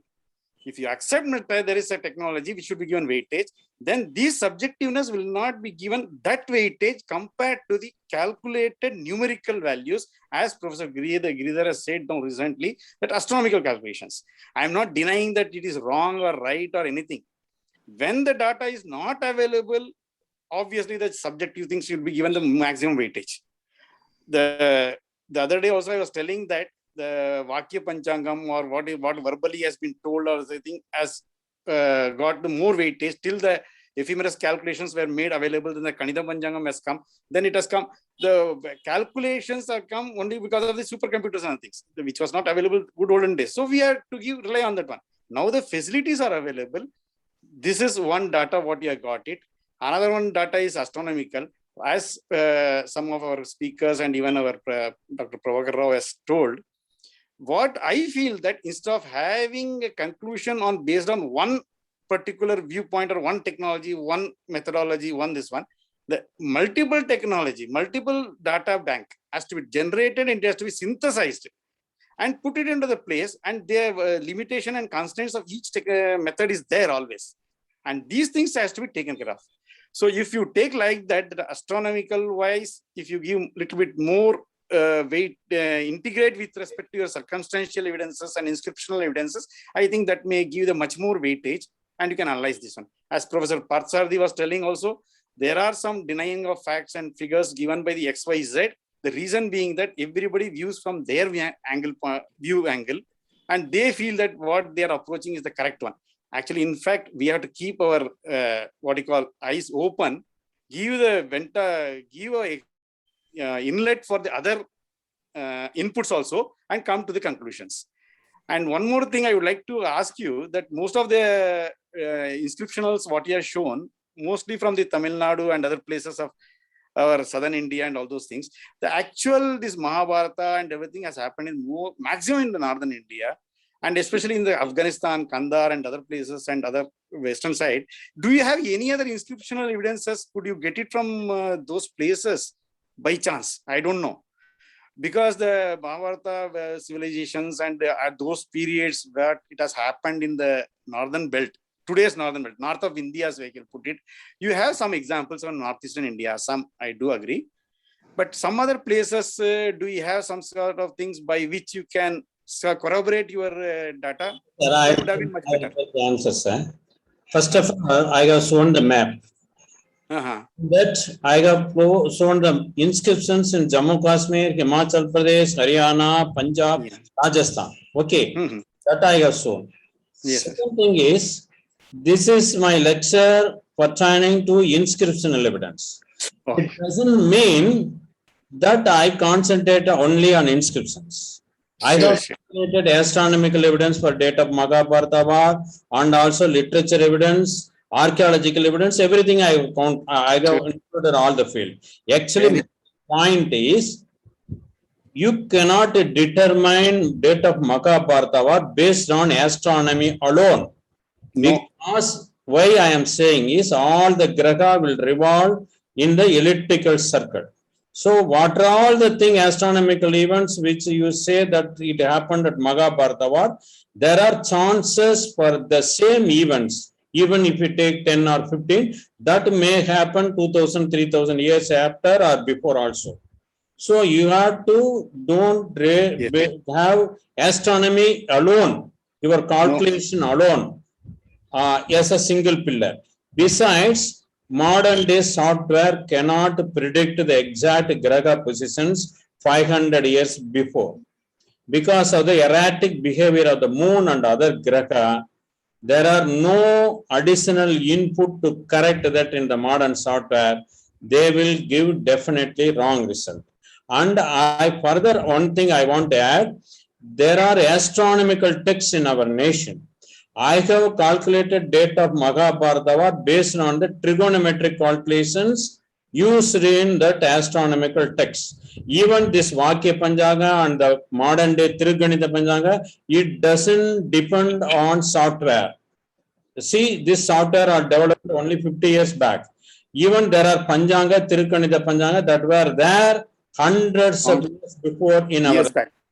So at that time, they used Siddhantic and Quranic text calculations. So there are calculations, and our ancestors knew that the earth revolves around sun in an elliptical circle and earth is not in the center. To correct that, they used Manda correction. There are annual parallax. To correct that, they have used the Sigra correction, and also because earth is tilted 23.5 degree. To correct that, they used Bhujandra correction. So many corrections are there in Indian astronomical calculations, whereas in modern software, there are no corrections, no fine tuning. That's why every year they are updating their software to give a correct result.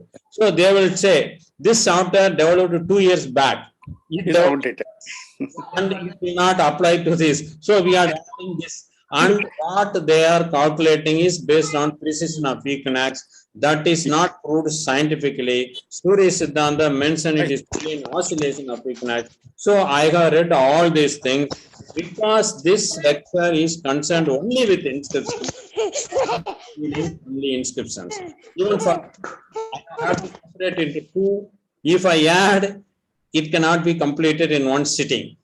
So for inscriptions itself, I have divided into two. And I humbly request you one thing. I want that Desikacharya Sar's book, or if you give your number, contact number, I can contact you and I can get that book and I can read also. Further, another request, because you are a great nuclear scientist, in the field of nuclear science, if I have any doubts, please, I request you to guide me.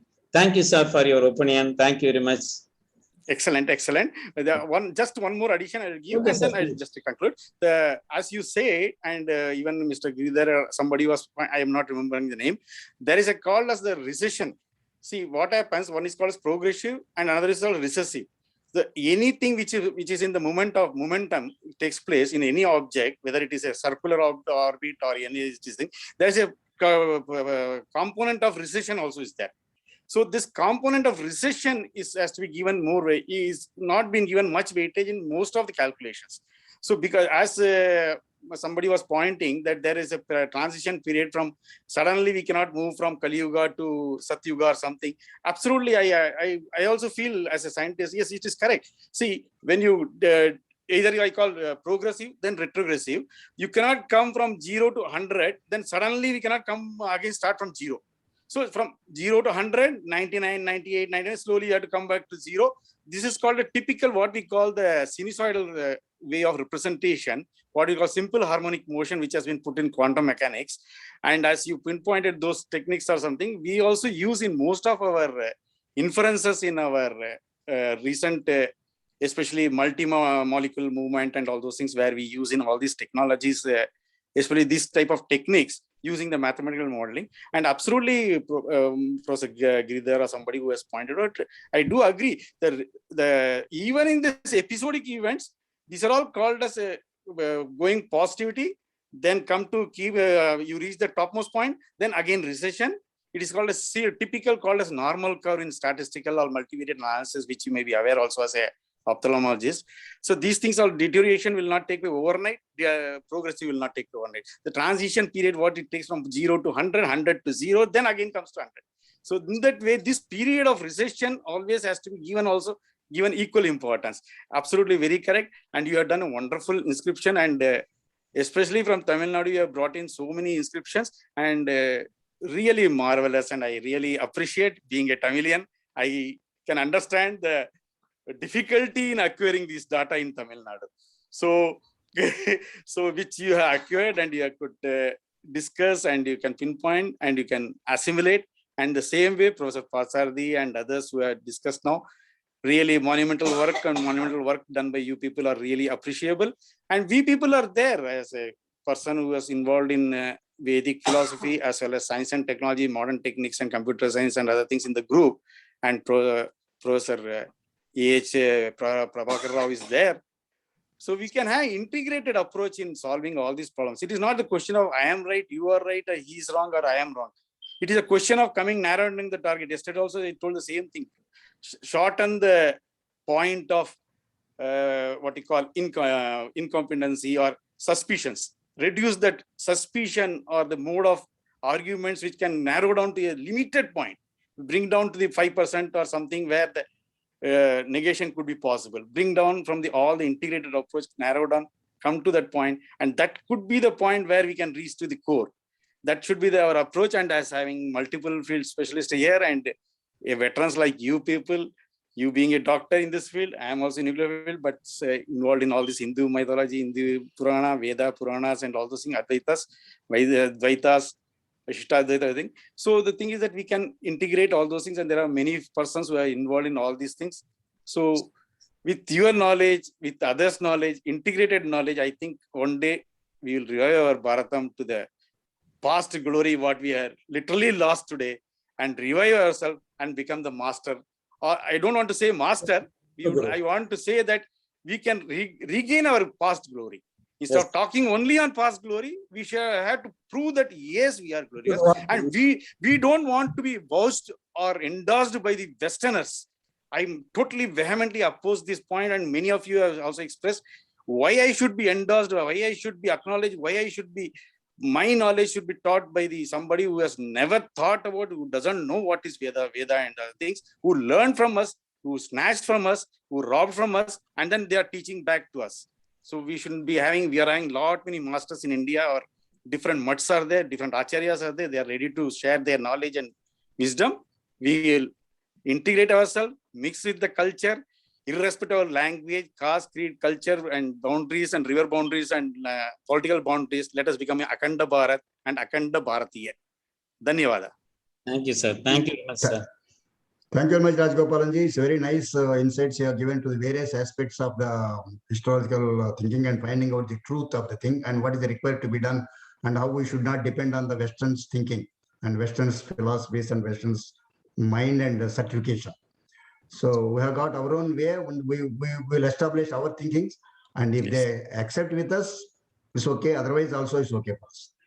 So that's how we should go ahead. Now, anybody would like to raise their questions on Raja's inscriptions, please welcome. After that, I will ask Sudarshan Rao Garu to give his concluding remarks, please.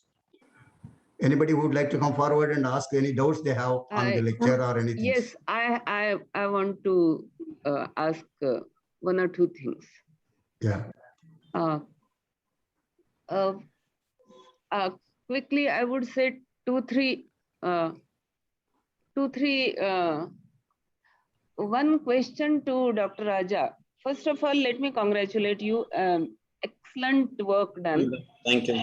And what I gather is it is not done yesterday. It has been done some years back. But what I feel very sorry to say this, that this work has not yet found its way into the NCERT books. So,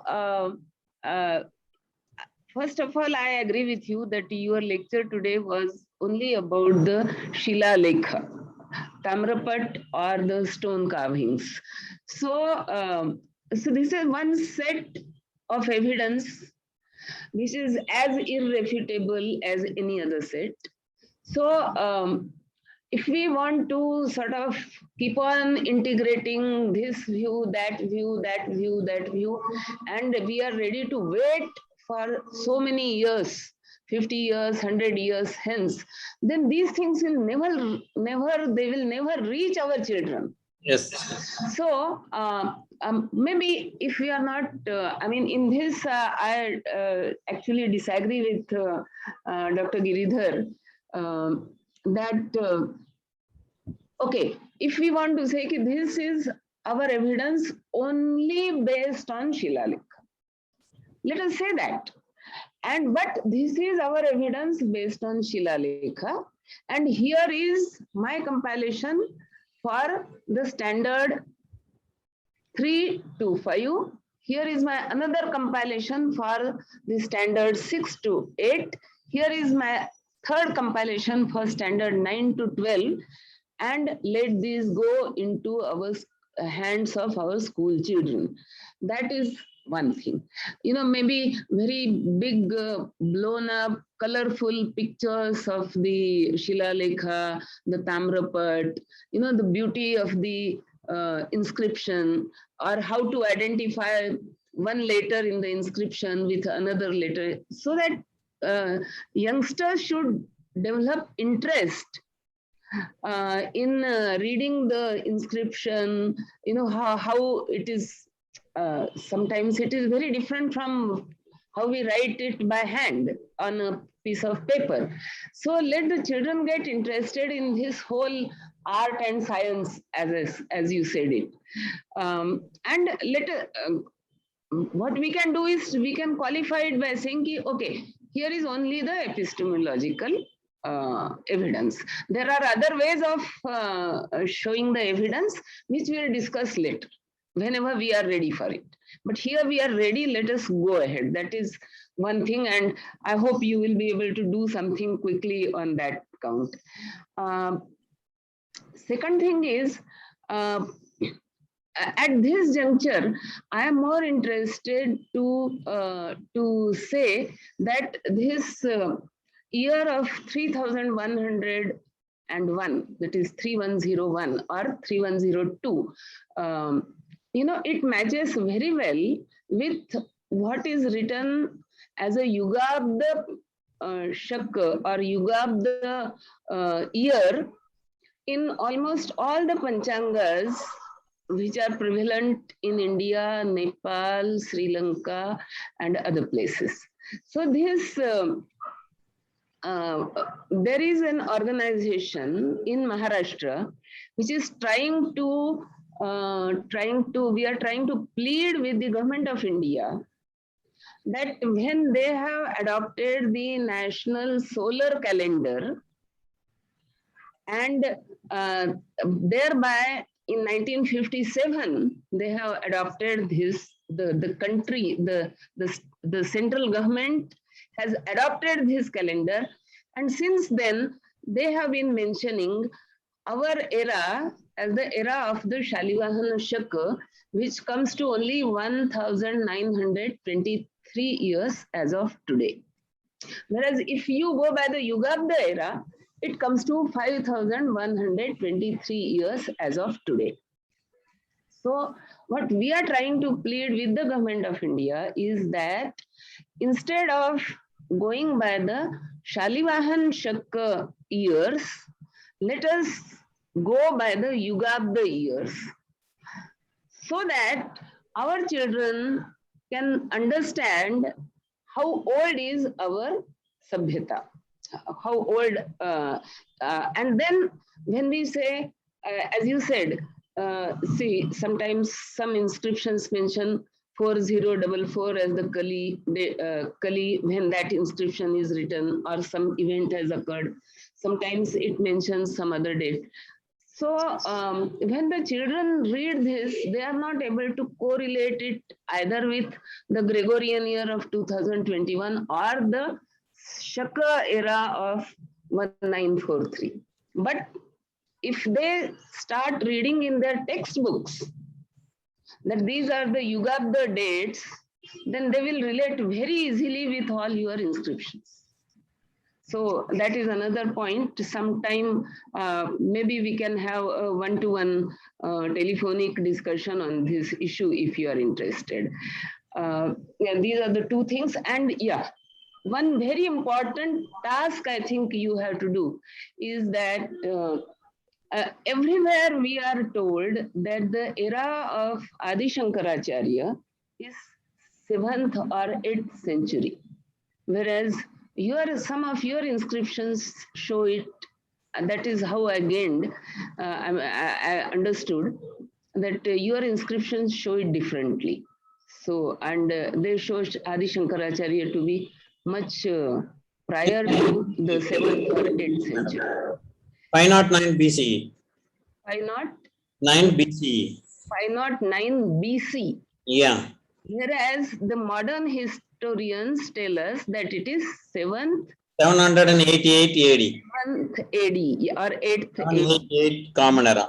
Yes. So that is, I mean, you have to perhaps come out with much more small pamphlet writing on the era of Shankar, the correct era of Shankaracharya, and spread it so widely, make it so viral on the social media and other things that people should understand. And this is all done deliberately with our history, but at least let the revival movement start with Adi Shankaracharya. That is my third point of request.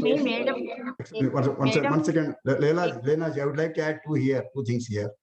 Yeah. On Lena's comment. One thing is, first one, what you told was that the government should keep that these things immediately into the books. This is what exactly we recommended in our recent these things also to the government of India for revising the history. Exactly, we did the same thing based on your inputs also. And we did the same thing. We asked them to keep the traditional history as aside. And whatever present history is there, put that in the books first.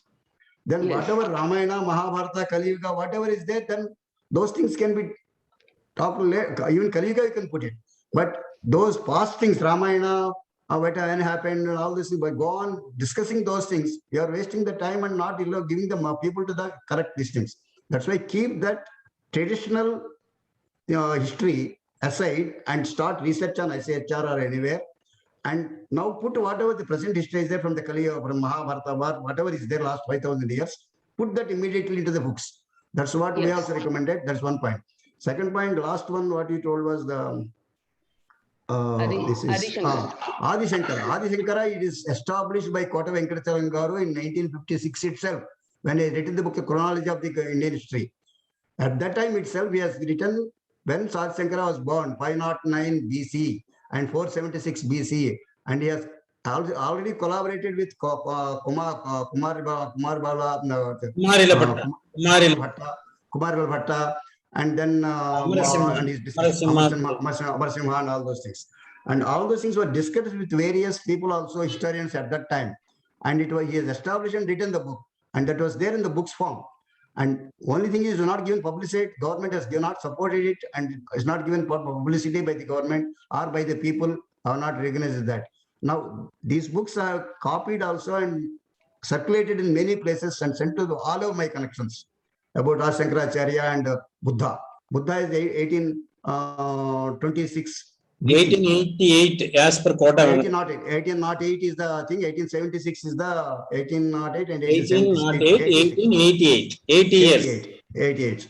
80 years. So that was the thing established by, with various proofs. With various proofs, he has established that dates. So that was to be publicized in the academia and the school books and curriculum. So this is what I feel. So can we have 2-3 lectures just on that book, the contents of that book, on Adi Shankaracharya? Lenaji, exactly this is what I wanted to do in 2018.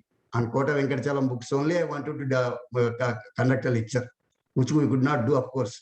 That's what my purpose is coming forward now.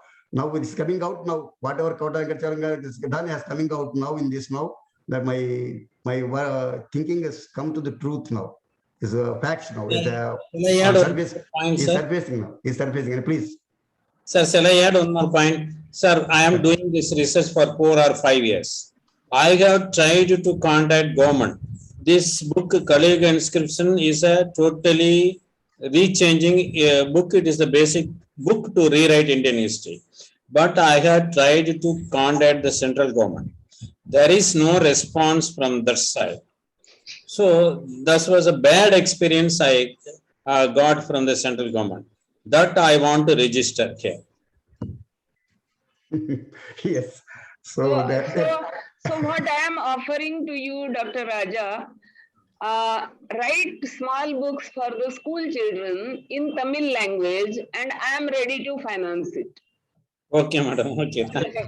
Thank you very much, madam. Thank you. Yeah, and but of course with the condition that after writing the first version in Tamil, you also have to give translations in other Indian language. Yes, madam. Definitely we will do, madam. So let us work on that. Yeah. One more thing, if I can request Dr. Rao. Excuse me here, madam. I am not Dr. Rao and neither Professor Rao. People are mentioning me as Dr. Rao and Professor Rao. Please don't mention that. I am neither a doctor nor a professor. Please. Okay. So, Prabhakar Rao Garu. Please. Yeah. Okay. One more request. See, we have lots of students studying mathematics for their graduation and post-graduation courses. But can we start giving scholarships to some of these mathematics students to take up Indian astronomical granthas for their study of mathematics? Because unless you understand mathematics, you cannot appreciate many of these granthas properly. So let there be an attempt of merging the two or integrating these two sciences. The Indian description of astronomy as described in many of our granthas and the modern science or modern mathematics which these students are learning. So if we can give scholarships to these students of maths, especially BSc, honors and MSc, to study the Indian astronomy part, I am saying, and look at the various calculations done by our Panchanga Kartas, etc., etc. That would give us a lot of good results in future 10 or 15 years from now. That is what I feel. Thank you, madam. We'll look into it. I'll with your support and other things, we'll try to do this in. But financial things, I'm not getting into that now as such now. But we are having these ideas to promote Sanskritam and astrology and all those things also. We will do it. That's what I was with your guidance. We'll do it. We can do it even for an exam. I mean, just in small numbers, just to set an example. Let us start. Let us start that. Let us start shortly. Thank you. And anybody else? Can I close the? Are you concluding, madam? Anything more you would like to say? No, I have concluded. And thanks a lot to Dr. Raja. And I request you to share his number with all of us. Sure. Yeah. Sure. Thank you. And then anybody else? I'll ask. Dr. Raja Garu, can you please display that slide, where you had given your numbers and contact details, please? Yeah. Yeah, madam, I will share, sir. I will share now. So you had shown that slide, sir, if you can. Yes, sir. I will show, sir. The second slide, I will show. Yeah. Before we could write it down, the slide went away. That's right. I will show now. Yeah.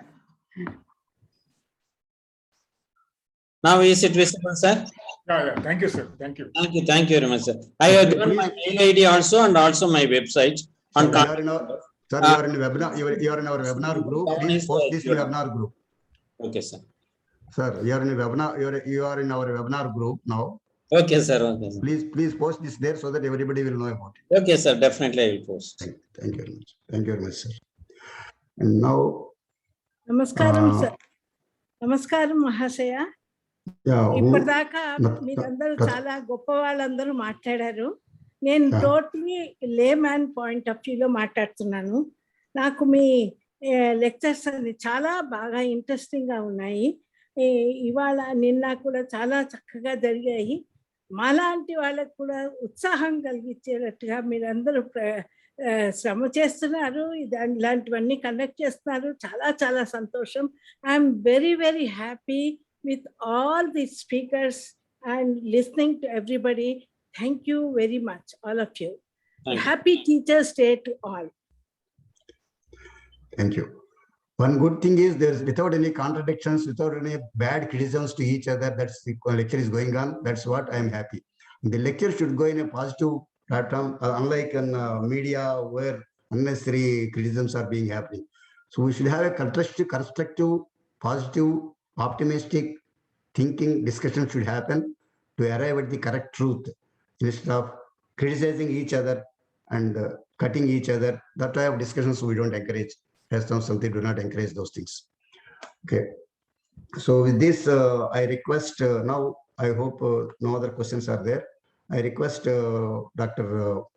Sudarshan Rao Garu to give us concluding remarks and guide us. So that's Rao Garu, please. Namaste. Yeah, namaskar. We had a wonderful discussion after Dr. M.L. Raja has presented his first round of talks on inscriptional evidences to date Mahabharata war. Many have spoken on the subject and also spoke on the various aspects of the subject, and also they have supported the multidisciplinary approach to the problem.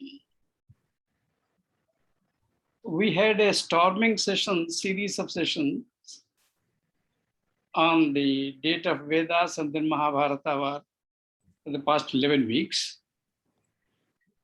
And I should remember that Dr. Srinivas Kidambi has done a wonderful job. And now Dr. M.L. Raja, who is not professionally a historian,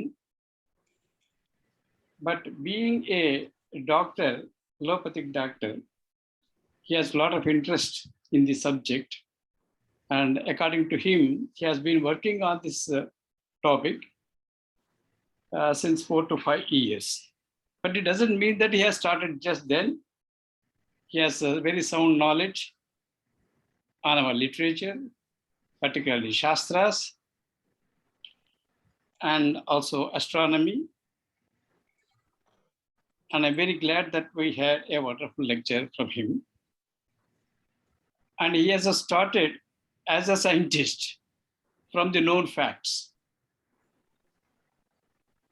Epigraphy is a wonderful subject which has been neglected now in the present times. We don't have good epigraphists now. When I was in ICHR, we had 2 wonderful projects on indexing the inscriptional sources, both the copper plates and also the stone inscriptions. We have done much work in the South Indian inscriptions, particularly all South Indian states from Andhra down to far south have been indexed. And they are published from the Regional Center of ICHR, Bangalore. Perhaps Parthasarathi Garu must be knowing it.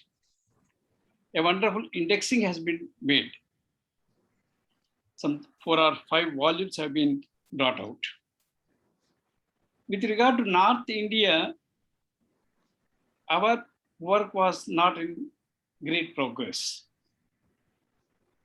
The problem was in the south we have, in the south we have wonderful epigraphies. And you know about Professor Subbarayalu. And also in Hyderabad, we have Sri Ramchandra Rao Garu. They have been associating with the project. They have done a wonderful job. And there was also a discussion that an inscription was found, a copper plate inscription maybe, from the Karnataka area, which was claimed to have been issued by Parikshit's son, Jemejaya. There was a lot of discussion on this. And at the end, the epigraphist thought that it was not genuine. That was the first inscription which speaks of Kali Yuga, the beginning of Kali Yuga, the copper plate or the inscriptional evidence right from issued by Janamejaya himself. But that is not being accepted professionally by the academics. But what Dr. M.N. Raja has shown us, the inscriptional sources for dating of Kali Yuga are continuing the Kali Yuga, what you call the era, in the inscriptions from roughly 7th century AD. But our inscriptions have been found right from 2nd century BC in Telangana area, and also Tamil inscriptions are also there. They are also dated back to 7th century AD. What surprises the academics is that how come this Kali Yuga era has been noted from 7th century from Eiffel, what he said. And earlier we did have such kind of practice or the tradition of dating. That is one point with inscriptions. And very recently there is a book. I think this screen may be removed. I am not able to show. Admin? Yeah, I would like to show some presentation. Yeah. So, hello? Are you able to see me? Yes. Yes, sir. This is one Veda Arya. Veda Veer Arya, a very most recent book. He is still working on the subject. but he is also not a professional historian. It is most surprising that the historians are not working on the subjects. Only the others are working on the subject. And historians are not accepting the work. So this is one, the chronology of ancient India, right from Manu to Mahabharata. Similarly, he had written 4 or 5 books on the subject. And he has also referred to the inscription sources. And he has done a wonderful job.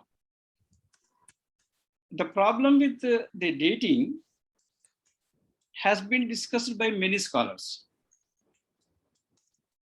And most of them are non-historians. And we have another book, I think Prabhakar Rao Garu will be knowing, about Veda Vyasa IAS, retired IAS, who wrote, he submitted a thesis on the date of Mahabharata. So a lot of work has been done on this. Unless we go into that bibliography totally and see what were the points that they have come. And there is one Professor Singh from Northeast.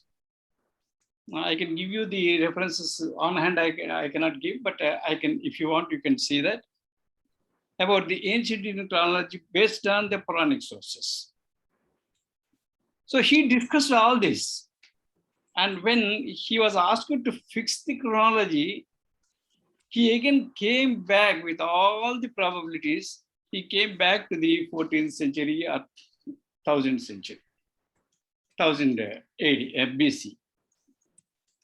He could not go further because he was afraid to stabilize his discussion, and logically he is not able to take us far into the times. So some certain efforts have been made. And our ISER gentleman was speaking about the, and Memra was also speaking, I think he's not there. In Delhi, they have conducted this conference on the Mahabharata war, and then the book of Saroj Bala has been released there. And I was then in the ICHR, and I was also present as a guest. She has done a wonderful job. And such works have come out. When we think of Kali Yuga, the major problem, and the astronomers have also tried. And even in US also, the astronomers, they have tried this. And there is one Achar in the United States who has submitted a very big paper, very authoritative paper based on the modern astronomy. And our gentleman yesterday who concluded the session, Dr. Kidambi, has good knowledge of the works which have been going on outside India. And he has presented all of them, referred to them. And then the problem, major problem about Kota Venkatachalangaru. When I was there in the ICHR, we tried to print out all the volumes of Kota Venkatachalangaru, at least 14 volumes on history and Purana, history from Puranas.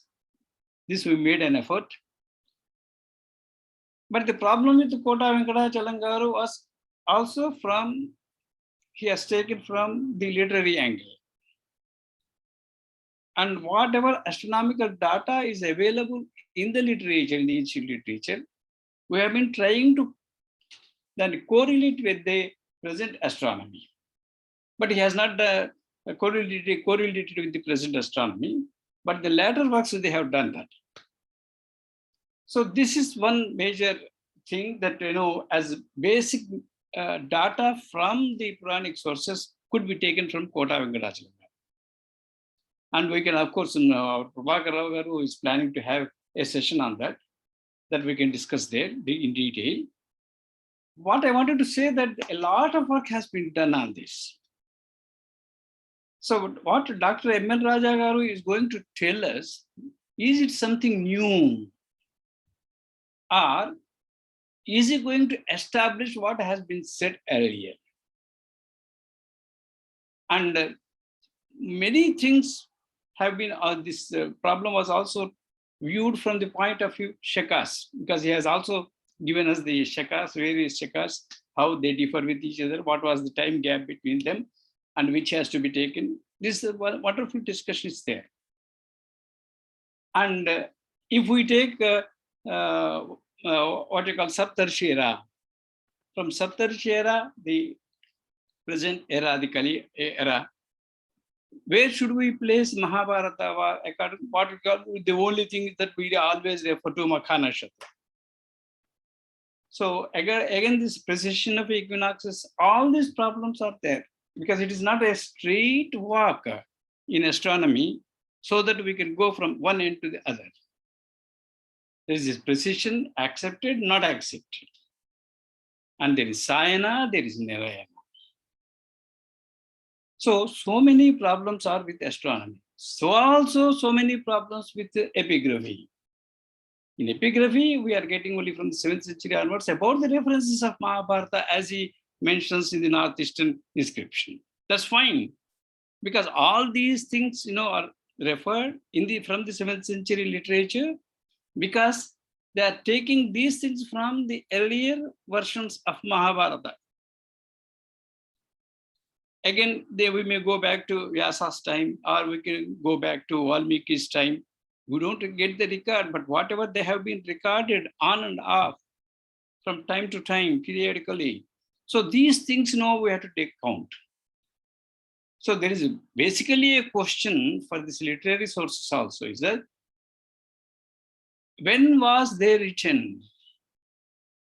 Even for the communist historians also raised this particular point.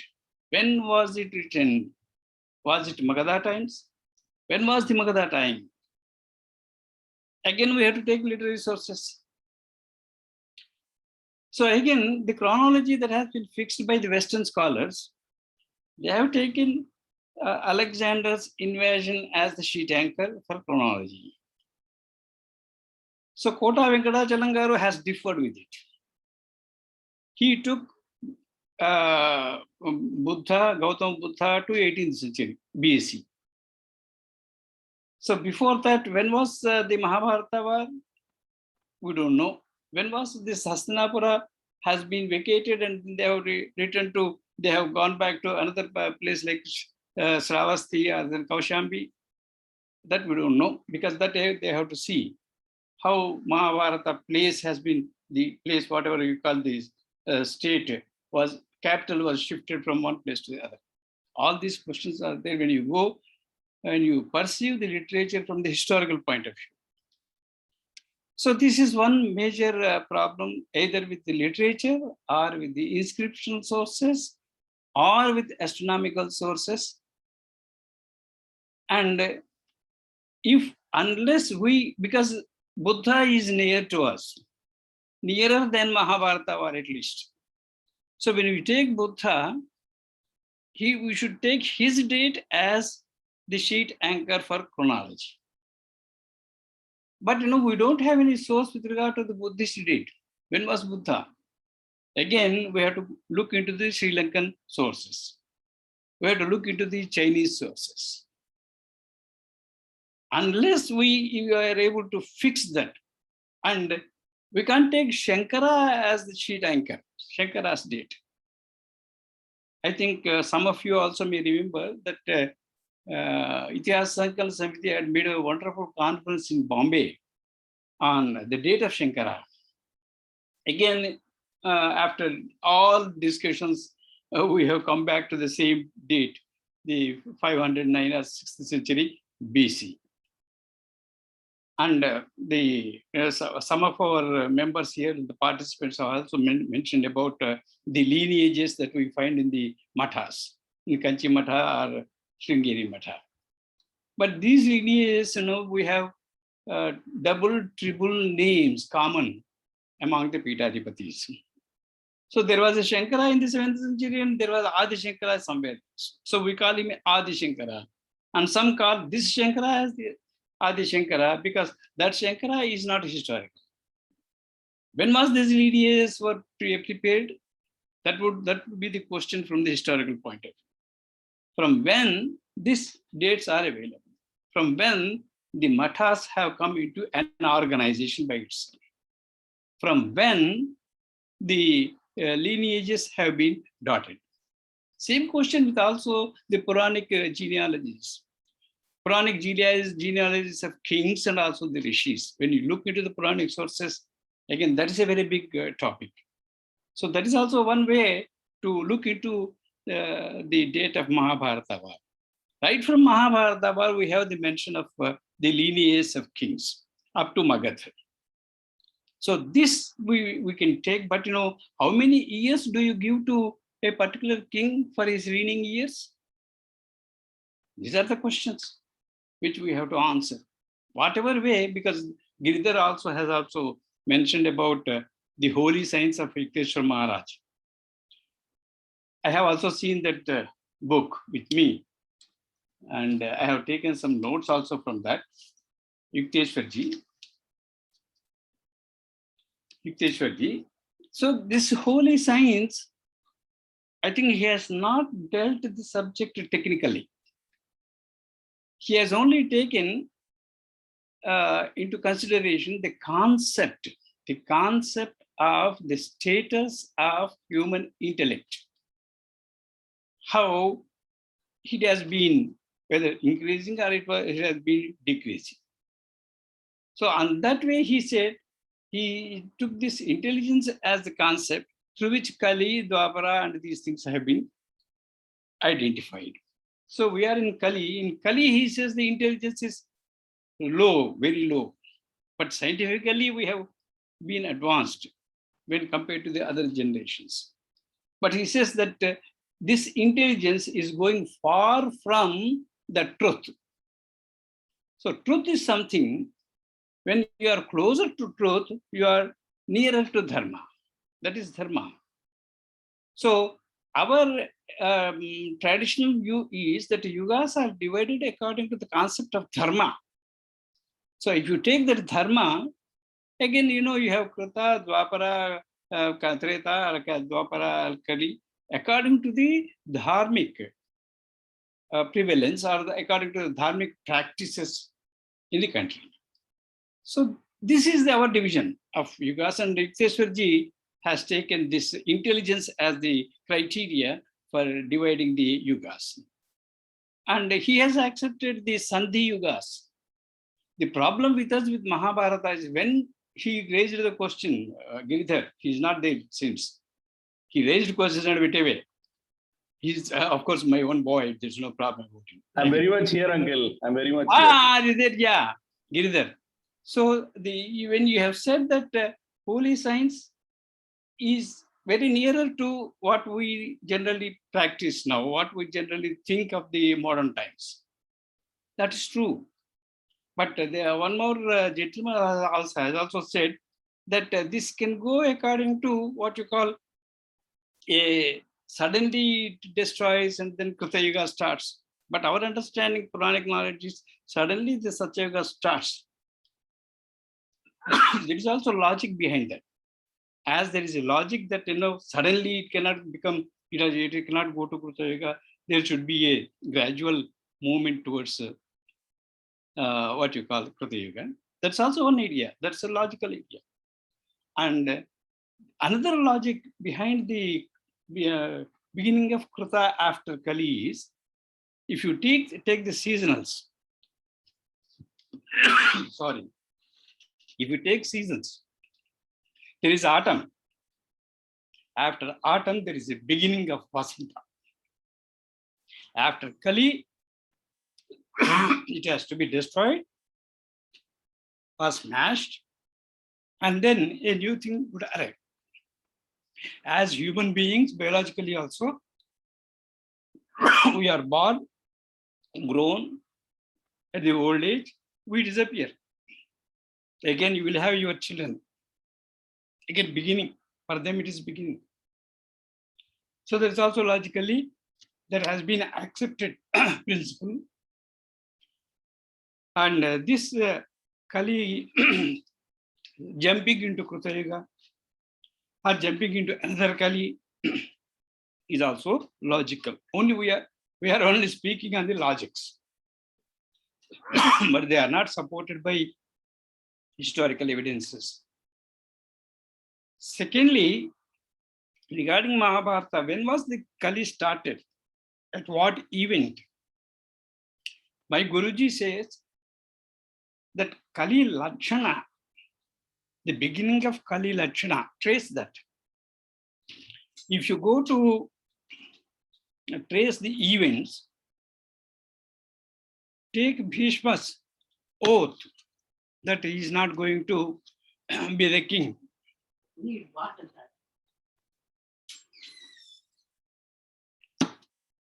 That is where father preventing his son to marry for his marriage. He was in love with someone. Because this is the story known to everybody. And father has deprived his son, the eldest son, whom he loves also, to see that he should not become king. He is forced to take an oath, and then he should not marry. See, that is where the unhappy thing. Till that time, nobody knows about it, and such adharma has started. So he says that we can take Kali Yuga to that time, because at least Bhishma was about 180 years or something like that till his death. He could have even lived after that if he wanted. So this is our tradition. So one thing we can take that this could be the beginning of Kali and end of the Kali, and then there is a Sandhi. For the end of the Kali, there is Sandhi, and for end of Dwapara, there is Sandhi. So these two Sandhis period, we can identify Mahabharata war. Should we fix up a particular date and time for that?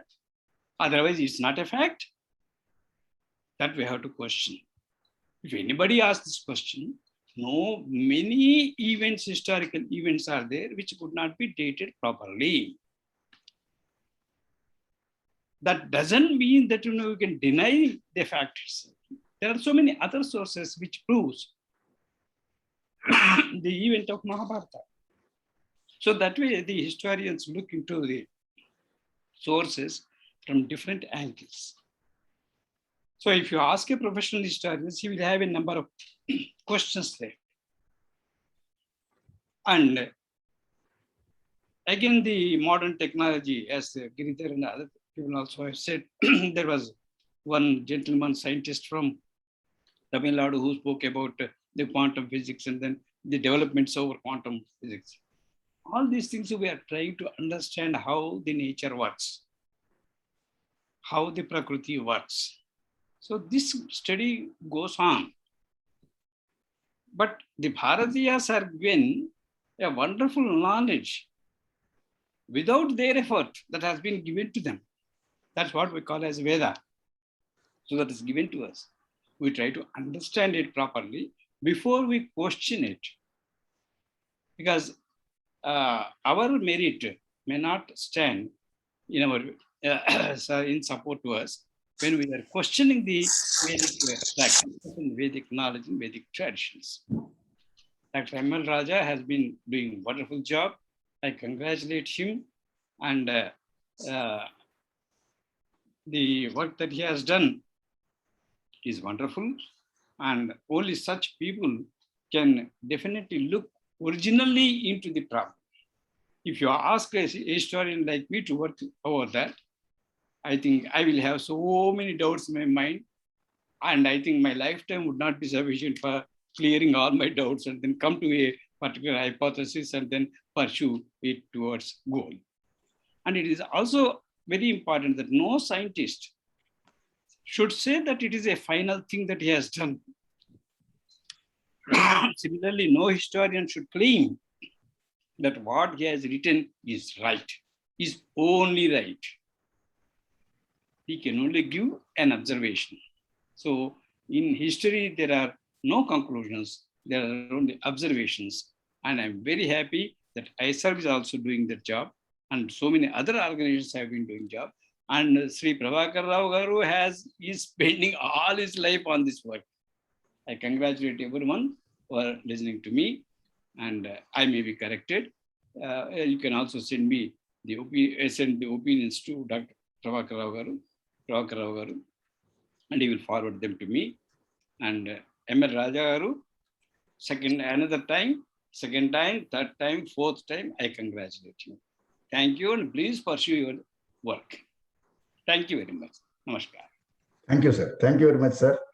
Please participate in all the lectures of M.L. Raja Garu and kindly guide us. Thank you. Really possible. Raja Garu, now let us close the session. Dr. Raja has got an important call, it seems, from the hospital. He needs to go. Dr. Babu, please close the session with vote of thanks. We'll release M.L. Raja Garu. Okay. Thank you for the opportunity. Namo Namaha. Do you all hear me? Yes. It is my privilege to say what are thanks to all of you.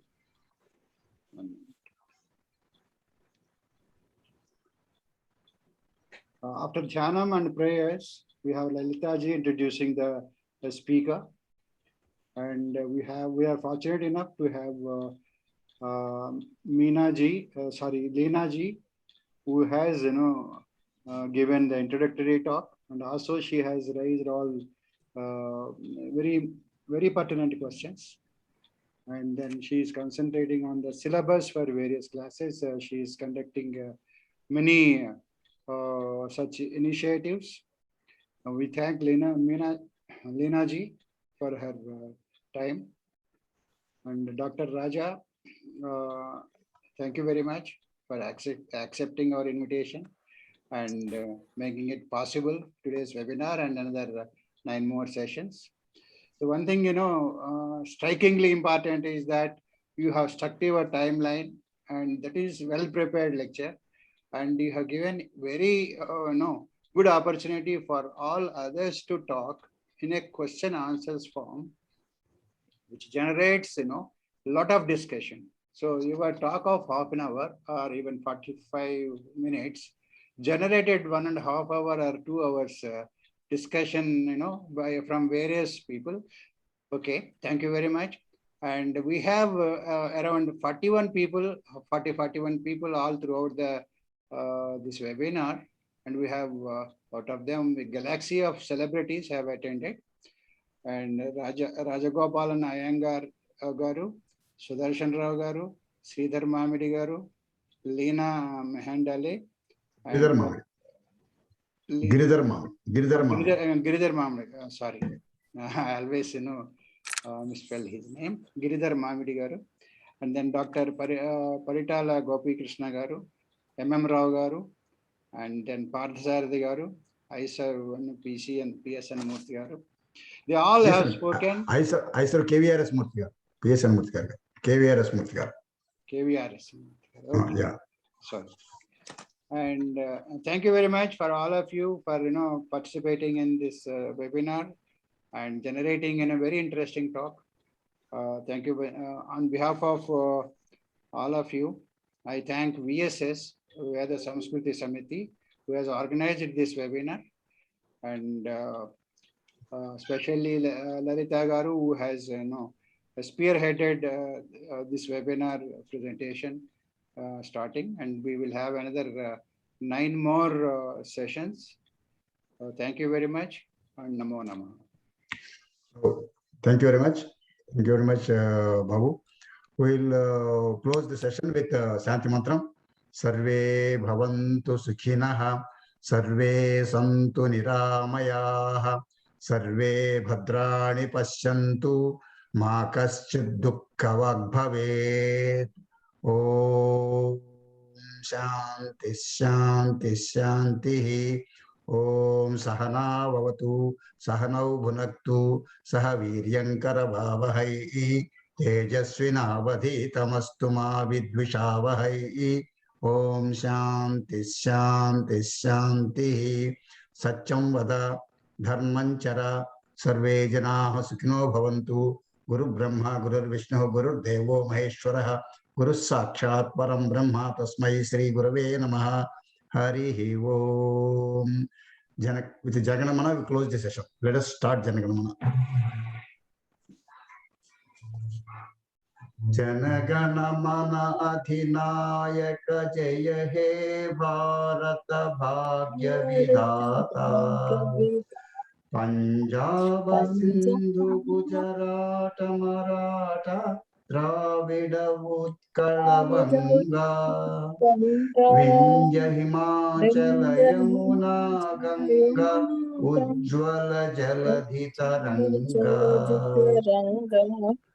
Tava Subha Name Jage Tava Subha Sisha Mahe Gahe Tava Jaya Gada Janagana Mangaladayaka Jaya He Bharata Bhagya Vidhata Jaya He Jaya He Jaya He Jaya Jaya Jaya Jaya He Jai Hind Jai Hind Jai Hind Jai Shri Ram Jai Shri Ram Jai Shri Ram.